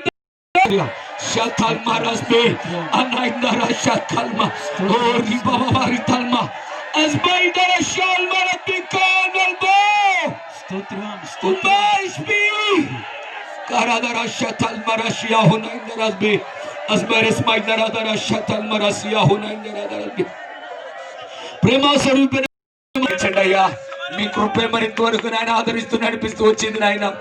అలా ప్రభువా ప్రజల్లో నుంచి నాయన యాజకుడు సమయాలు ప్రత్యేకించినట్లుగా నా తండ్రి, అయ్యా అహరోను ప్రత్యేకించినట్లుగా నాయన, ఎలియాజరు ప్రత్యేకించినట్లుగా మా తండ్రి, ఇదిగో నాయన మీ దాసులను ప్రభువా మీ పని చేయటకై సంవత్సరాలు ప్రభువా నడుము కట్టుకొని తండ్రి నాయన అయ్యా ఈ తరం వారికి నా తండ్రి సేవ చేయుటకు నాయన తమ జీవితాలు సేవ చేసి ముగించడానికై తండ్రి కృపలో చేయుదురుగాక, కృపలోనే ప్రారంభించుదురుగాక, కృపలోనే ముగించుదురుగాక, కృప చేతనే నడిపించబడుదురుగాక, కృప చేతనే ప్రేరేపించబడుదురుగాక, కృప సమృద్ధిగా కలుగునుగాక, కృప కలుగునుగాక, కృప కలుగునుగాక. ఘనత మహిమ కీర్తి ప్రభావాలు నీకు ఆరోపిస్తూ ఉండగా తండ్రి కుమార పరిశుద్ధాత్మ యొక్క త్రియేక నామములో, పరిశుద్ధాత్ముని యొక్క త్రియేక నామమున, నజరేయుడైన యేసు నామములో, మన తండ్రి అయిన యెహోవా నామమున వీరు నీ సేవ చేయుటకై అయ్యా సంస్కార కార్యక్రమం శిష్యాభిషేక కార్యక్రమం జరిగించుటకు ఇది ప్రత్యేకిస్తూ మీ నామంలో అభిషేకిస్తూ మీ హస్తాలకై సమర్పించుకుంటున్నాం. ఈ పరిస్థితుల్లోనైనా క్రమం తప్పకుండా అంత్యం వరకు నమ్మకంగా జాగ్రత్తగా అప్పగించినటువంటి పనిని భద్రంగా చేయటానికి వివేచించే కృపతో అయ్యా నీ దాసులను నింపి ఎక్కడనో మోసపోక గెహజీ వలె, యోధా వలె, ఆకాను వలె మోసపోక వివేకంతో నడుచుకుంటూ పని చేయటం కృపనిచ్చి నడిపిస్తారని యేసు నామాన ప్రార్థించి నిన్నడికి పొందుకొని ఉన్నాం మా తండ్రి. ఆమేన్. ఆమేన్. చప్పటోడు మైపడతాం దేవుని నామాన్ని. అభిషేకము ఇచ్చినావయ్యా, మందసము మోసే అభిషేకమును ఇచ్చినావయ్యా, యేసయ్యా నా జీవితం నీ పాద సేవకే అంకితం యేసయ్యా. దయచేసి తరువాత మందిరంలో పరిచర్య చేయడానికి మీ పిల్లలను మొక్కుబడి చేసినట్లయితే, మీ పిల్లలను సమర్పించాలనుకున్న తల్లిదండ్రులు దయచేసి మీ పిల్లలను తీసుకుని ఇక్కడికి రావాలని తెలియజేస్తున్నాను. స్తోత్రం స్తోత్రం స్తోత్రం. స్తుతిద్దాం అందరం. ఈ యవన బిడ్డలను దేవుడు సేవ కొరకై పంపించబడుచుండగా ఇదిగో ఇప్పటి వరకు కూడా తండ్రి చాటు పిల్లల వలె ఉన్నారు. దేవుని శక్తి చేత నింపబడి ఇదిగో ఎడారి ప్రాంతములను, పనికిరాని స్థలాలను దేవుని కొరకై పట్టుకొని అనేకులను ప్రభు కొరకై నిలబెట్టినట్లుగా అందరము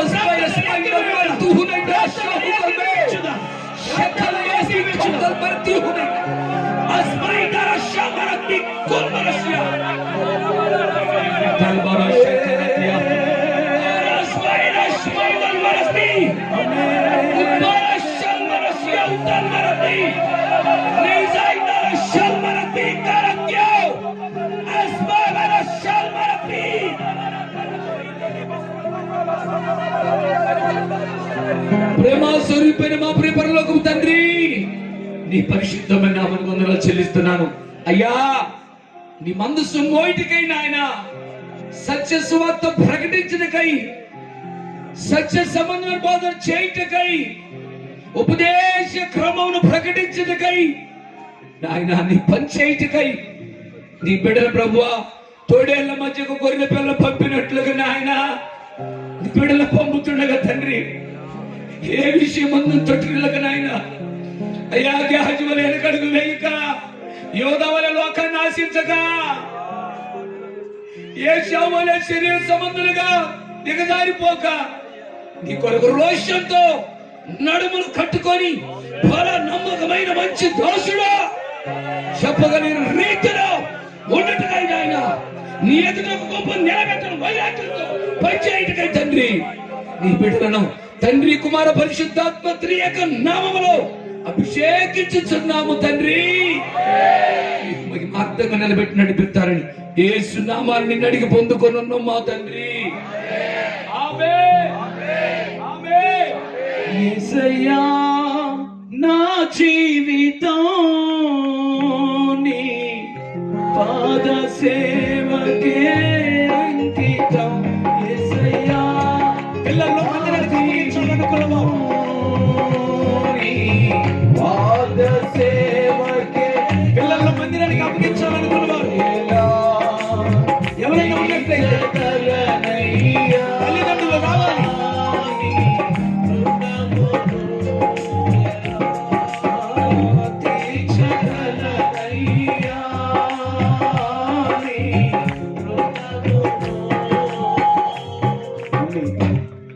అయ్యా పిల్లలు దయచేసి గమనించండి, మందిరంలో పరిచయం చేయటం కొరకై మొక్కుబడి లేక సమర్పణ చేసుకున్నటువంటి తల్లిదండ్రులు మరి ఎవరైనా ఉన్నట్లయితే మీ పిల్లలను ఈ యొక్క మందిరపు పరిచయం కొరకై దైవికమైన పరిచయంలో నిలబెట్టడానికి పంపించాలని ప్రభునామంలో తెలియజేస్తున్నాను. గమనించండి, పీటర్ నన్నపంగు పీటర్ తండ్రి గారు తల్లి గారు ఉన్నట్లయితే, తర్వాత కాలేబ్, తర్వాత సత్యం హుజూర్నగర్ నుంచి వచ్చిన సత్య,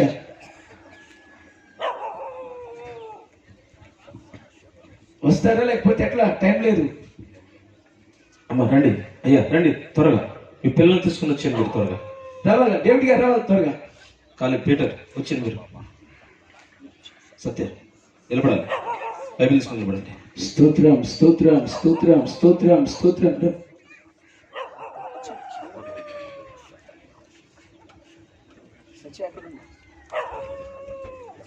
విజుల్ నగర్ సత్య త్వరగా త్వరగా త్వరగా త్వరగా రావాలి. అలా నిలబడండి, మీరు అక్కడ నిలబడండి, వీళ్ళకి ప్రార్థన చేస్తాను. సత్య త్వరగా రావాలి. వారి తల్లిదండ్రులు రండి, మీరు కూడా అండి, త్వరగా రావాలి మీరు కూడా.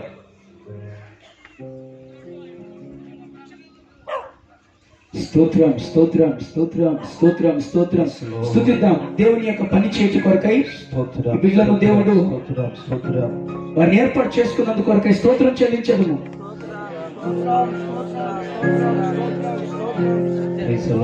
స్తోత్రం స్తోత్రం స్తోత్రం స్తోత్రం స్తోత్రం స్తోత్రం స్తోత్రం.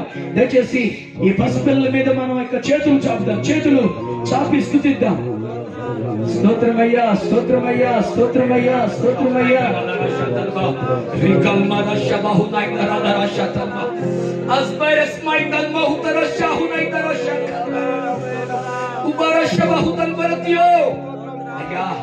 సమయాలు అంటే అభిషేకాన్ని ఆయన సమయాలు నుంచి సమయాలు మీద వచ్చిన ఆత్మతో బిడ్డలు నింపమని, హోషువ మీద వచ్చిన ఆత్మతో నింపమని ఆయన నమ్మకస్తులైన పరిచారకుల వలె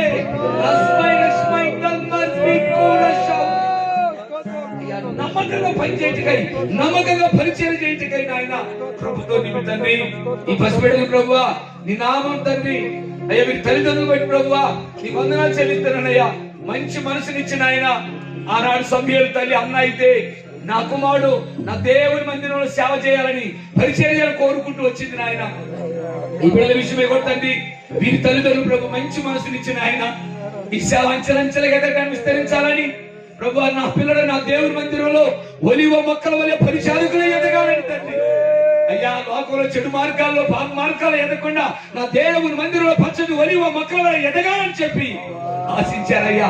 ఆ కృపతో తల్లిదండ్రులు ఆశించిన విధానంగా మీరు కోరుకునే విధంగా పసిబిడ్డలు దీవించమని అయ్యా ఈ ముగ్గురు బిడ్డలనైనా మీ నామములో తండ్రి పరిచర్య చేయటికై మందిరంలో పరిచారకులుగా బిడ్డలు ప్రభు ప్రతిష్ఠిస్తున్నాం. తండ్రి కుమార పరిశుద్ధాత్మ త్రియక నామములో బిడ్డలు ప్రతిష్ఠించబడుదురు గాక, మన ప్రభు కొరకు ప్రతిష్ఠించబడుదురు గాక, ప్రభువుకు పరిచర్య చేయటకు ప్రతిష్ఠించబడుదురు గాక. మా తండ్రి మీ ఘనమైన స్థానికి అప్పగించుకుంటాం. మీ ఆలోచనతో బిడ్డలు నడిపించి తర్వాత మీ మహిమలో చేర్చుకుంటారు నమ్ముతూ యేసు నామాన్ని నడి పొందుకున్నాం మా తండ్రి. ఆమేన్. అందరూ చెప్పండి అంటే దేవుని నామాన్ని ఘనపరుచుతారు.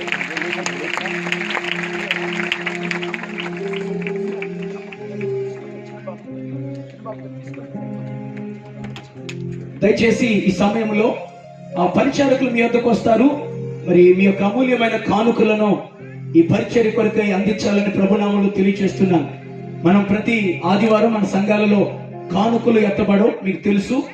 ఎవరికి ఇష్టం వచ్చినట్లుగా వారు స్వేచ్ఛగా ఇచ్చి వెళ్ళొచ్చు. కానీ ఈ రోజున మరి అవి పెట్టడానికి కుదరదు కనుక గమనించి పరిచారకులు మీ వద్దకు ఆ కానుకలు కవర్ తీసుకొని వచ్చుచుండగా మీ అమూల్యమైన శ్రేష్టమైన కానుకలు ఈ పరిచర్య కొరకై అర్పించాలని ప్రభునామములో తెలియజేస్తున్నాను.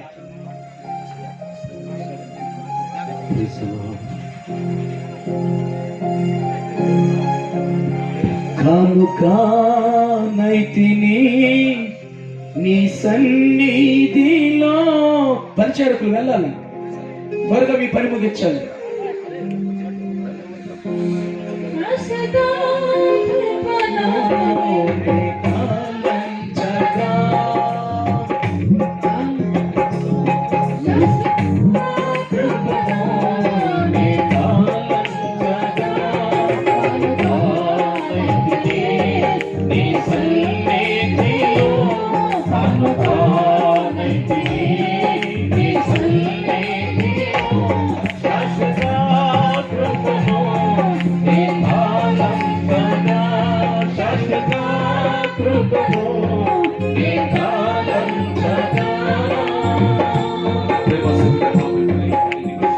అందరు దయచేసి కానుకలు బిడ్డలు తండ్రి తండ్రి నాయన నీ సేవలు ముగించాలని, నీ సేవలు పెంచాలని ఆశీర్వదించాలని ప్రభువా అన్న నామవల్లి మీరు కూడా ప్రభుత్వం వివేకంతో నేను నడిపిస్తారని ప్రార్థించి నడిపి పొందుకున్నాం మా తండ్రి. ఆమేన్.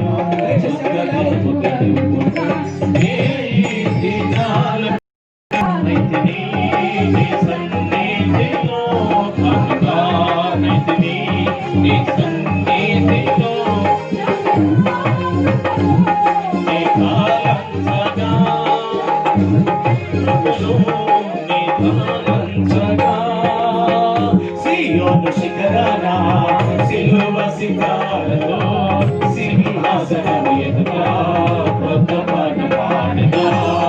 సియోను శిఖరాన సిలువ శిఖరాలను సింహాసనం ఎదుట కొత్త పాట పాడగా. సియోను రాజుని పిల్లలు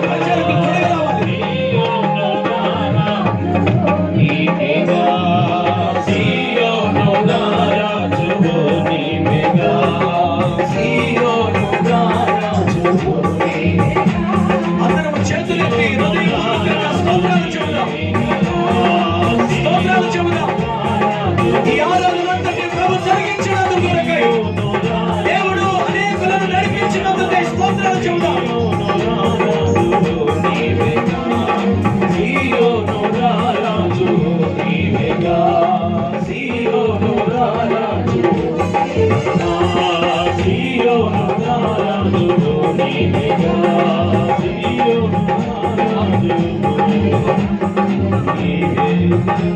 అందరూ దయచేసి రెండు చేతులెత్తి ఈ ఆరాధనంతని ప్రభు మహిమకరంగా జరిగించినందుకు కొరకే చేతులెత్తి స్తోత్రాలు చెబుదాం.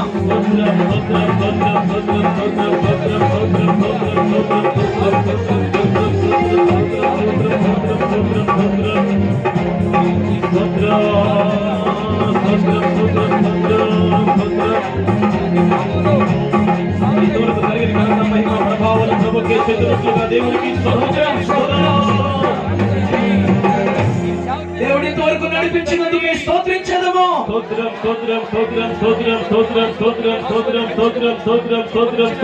ఈ ఆరాధనంతటి కొరకై స్తోత్రించదము. అయ్యా చివరి ఆశీర్వాదంతో ముగించుకుందాం. ఇంతవరకు నడిపించిన తండ్రి కుమార పరిశుద్ధాత్మ త్రియేక దేవునికి స్తోత్రములు చెబుదాం.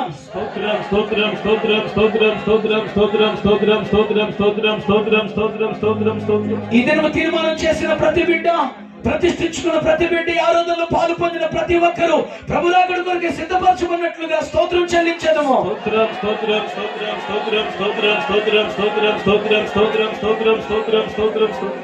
చివరి ఆశీర్వాదంతో ఈ కొట్టు ముగించుకుందాం. దయచేసి అందరూ కళ్ళు మూసుకొని దయచేసి ప్రార్థనలో ఆరాధనలోకి వెళ్ళి స్తోత్రం స్తోత్రం స్తోత్రం. ప్రేమ స్వరూపైన మా ప్రియ పరలోకపు తండ్రి, అయ్యా మీ పరిశుద్ధమైన నామానికి హృదయపూర్వకమైనటువంటి వందనాలు చెల్లిస్తున్నాను. 2020 సంవత్సరంలో నీలో భద్రపరిచి ఈ 2021లో జనవరి మాసంలో ఈ 1వ తారీఖులో మమ్మల్ని ప్రవేశపెట్టినందుకు అయ్యా మీకు హృదయపూర్వకమైనటువంటి వందనాలు చెల్లిస్తున్నాను. ఏమిచ్చి మీ యొక్క రుణం తీర్చుకోలేము. ఈ సంవత్సరంలో మమ్మల్ని ప్రేమించి, సహవాసాన్ని ప్రేమించి, సేవకులను ప్రేమించి అయ్యా మీరు మాకు అప్పగించిన బిడ్డలను, సండే స్కూల్ పిల్లలను, స్త్రీలు, పురుషులు, చిన్నలు, పిల్లలు, పెద్దలు, యవనస్తులు ప్రతి ఒక్కరిని ప్రేమించి మాకు ఇచ్చిన వాగ్దానాన్ని బట్టి నీకు వందనాలు. ఇర్మియా గ్రంథంలో 42వ అధ్యాయం 10వ వాక్యం నుంచి మాట్లాడుతూ అయ్యా మీరు తెలియజేశారు, పడగొట్టక స్థాపించదనన్నారు, పెళ్ళగింపక నాటేదనన్నారు. మా జీవితాలు మీ కృపలోనే స్థాపించబడాలని, మీ కృపలోనే నాటబడాలని, మీ కృపలోనే ఎదగాలని, మీ కృపలోనే ఫలించాలని, ఉగ్రత తప్పించుకుంటకై కృప అనబడుతున్న ప్రభుని క్రీస్తును మాకు అనుగ్రహించారు. క్రీస్తులో నాటబడి మహిమ కలిగిన మీరు రాకడ కొరకు నాయన ఆ మహిమ కలిగిన సింహాసనం ఎదుట నిలబడు వారినిగా మమ్మల్ని చేసి నడిపిస్తారని అయ్యా భూమి మీద ఉన్నప్పుడే నీ ఎదుట మా పాపం ఒప్పుకొని కడుక్కొని పరిశుద్ధపరచబడి యేసుక్రీస్తు వారితో సహవాసం కలిగిన వారమై తండ్రి కుమార పరిశుద్ధాత్మ త్రియేక నామంతో సహవాసం కలిగిన వారమై భూమి మీద ఉన్నప్పుడు మీతో సహవాసం చేసి పరలోకం నిరంతరము మిమ్మల్ని ఆరాధించే బిడ్డలుగా చేసి నడిపిస్తారని మా కన్న తండ్రి ఈ ఆరాధనలో పాలు పొందుతూ వచ్చినటువంటి నీ బిడ్డలందరిని బట్టి నాయన ఆయా ప్రాంతాల నుంచి ఆయా స్థలాల నుంచి వచ్చినటువంటి బిడ్డలు ఒక్కొక్కరి కుటుంబాలను బట్టి అయ్యా వారి యొక్క పిల్లలను బట్టి కుమారులను బట్టి కుమార్తెలను బట్టి కొడుకులను బట్టి మనవలను బట్టి మనవరాలను బట్టి కుటుంబాలను బట్టి నీ సన్నిధికి వస్తున్నాను. పరిచారకులను బిడ్డలను బట్టి సేవ చేస్తున్న సేవకులను బట్టి సేవకురాలను బట్టి ప్రభువా నీ సన్నిధికి వస్తున్నాయన. మా గ్రామం నుంచి వచ్చినటువంటి పెద్దలను బట్టి ఆయా ప్రాంతాల నుంచి వచ్చిన పెద్దలను బట్టి అధికారులను బట్టి ముఖ్య అతిథులను బట్టి ఎందరైతే నీ సన్నిధికి వచ్చారో ఒక్కొక్కరిని నాయన పేరు పేరు వరుసన మీ కృప కలిగిన దీవెనతో పర సంబంధమైన క్రీస్తు నందు మాకిచ్చిన ఆత్మ సంబంధమైన ప్రతి ఆశీర్వాదముతో మేమెల్లరూ మమ్మల్ని ಎಲ್ಲరినీ పరిచయ సహవాసం అంతయో దీవించబడును గాక. మీ కృపతో నింపి నడిపిస్తారని యేసయ్య నామాన్ని అడిగి పొందుకున్నాం మా తండ్రి. మన పరమ తండ్రి అయిన దేవుని యొక్క ప్రేమయు మన ప్రభువైన యేసుక్రీస్తు వారి యొక్క కృపయు పరిశుద్ధాత్మ దేవుని యొక్క అన్యోన్య సహవాసము సన్నిధి సమాధానము చేరిన మరి ಎಲ್ಲరికను లోకం సకల పరిశుద్ధులకును ఈ దినం ప్రతిష్ఠించిన బిడ్డలకును పరిచర్య చేయుటకును సేవ చేయుటకును మందిరంలో పరిచర్య చేయుటకు అయ్యా శిష్యాభిషేక కార్యక్రమం పొందిన బిడ్డలకును దీనిలో పాలు పొందుతున్న ఒక్కొక్క కుటుంబానికి ఒక్కొక్కరికి మీ సన్నిధి మీ సమాధానం మీ సహవాసము ఇప్పుడును మీరు వచ్చేంత వరకు మీ రాక పర్యాంతరం యుగ సమాప్తి వరకు సదాకాలం సమాధానము తోడై నడిపించును గాక. ఆమేన్ ఆమేన్.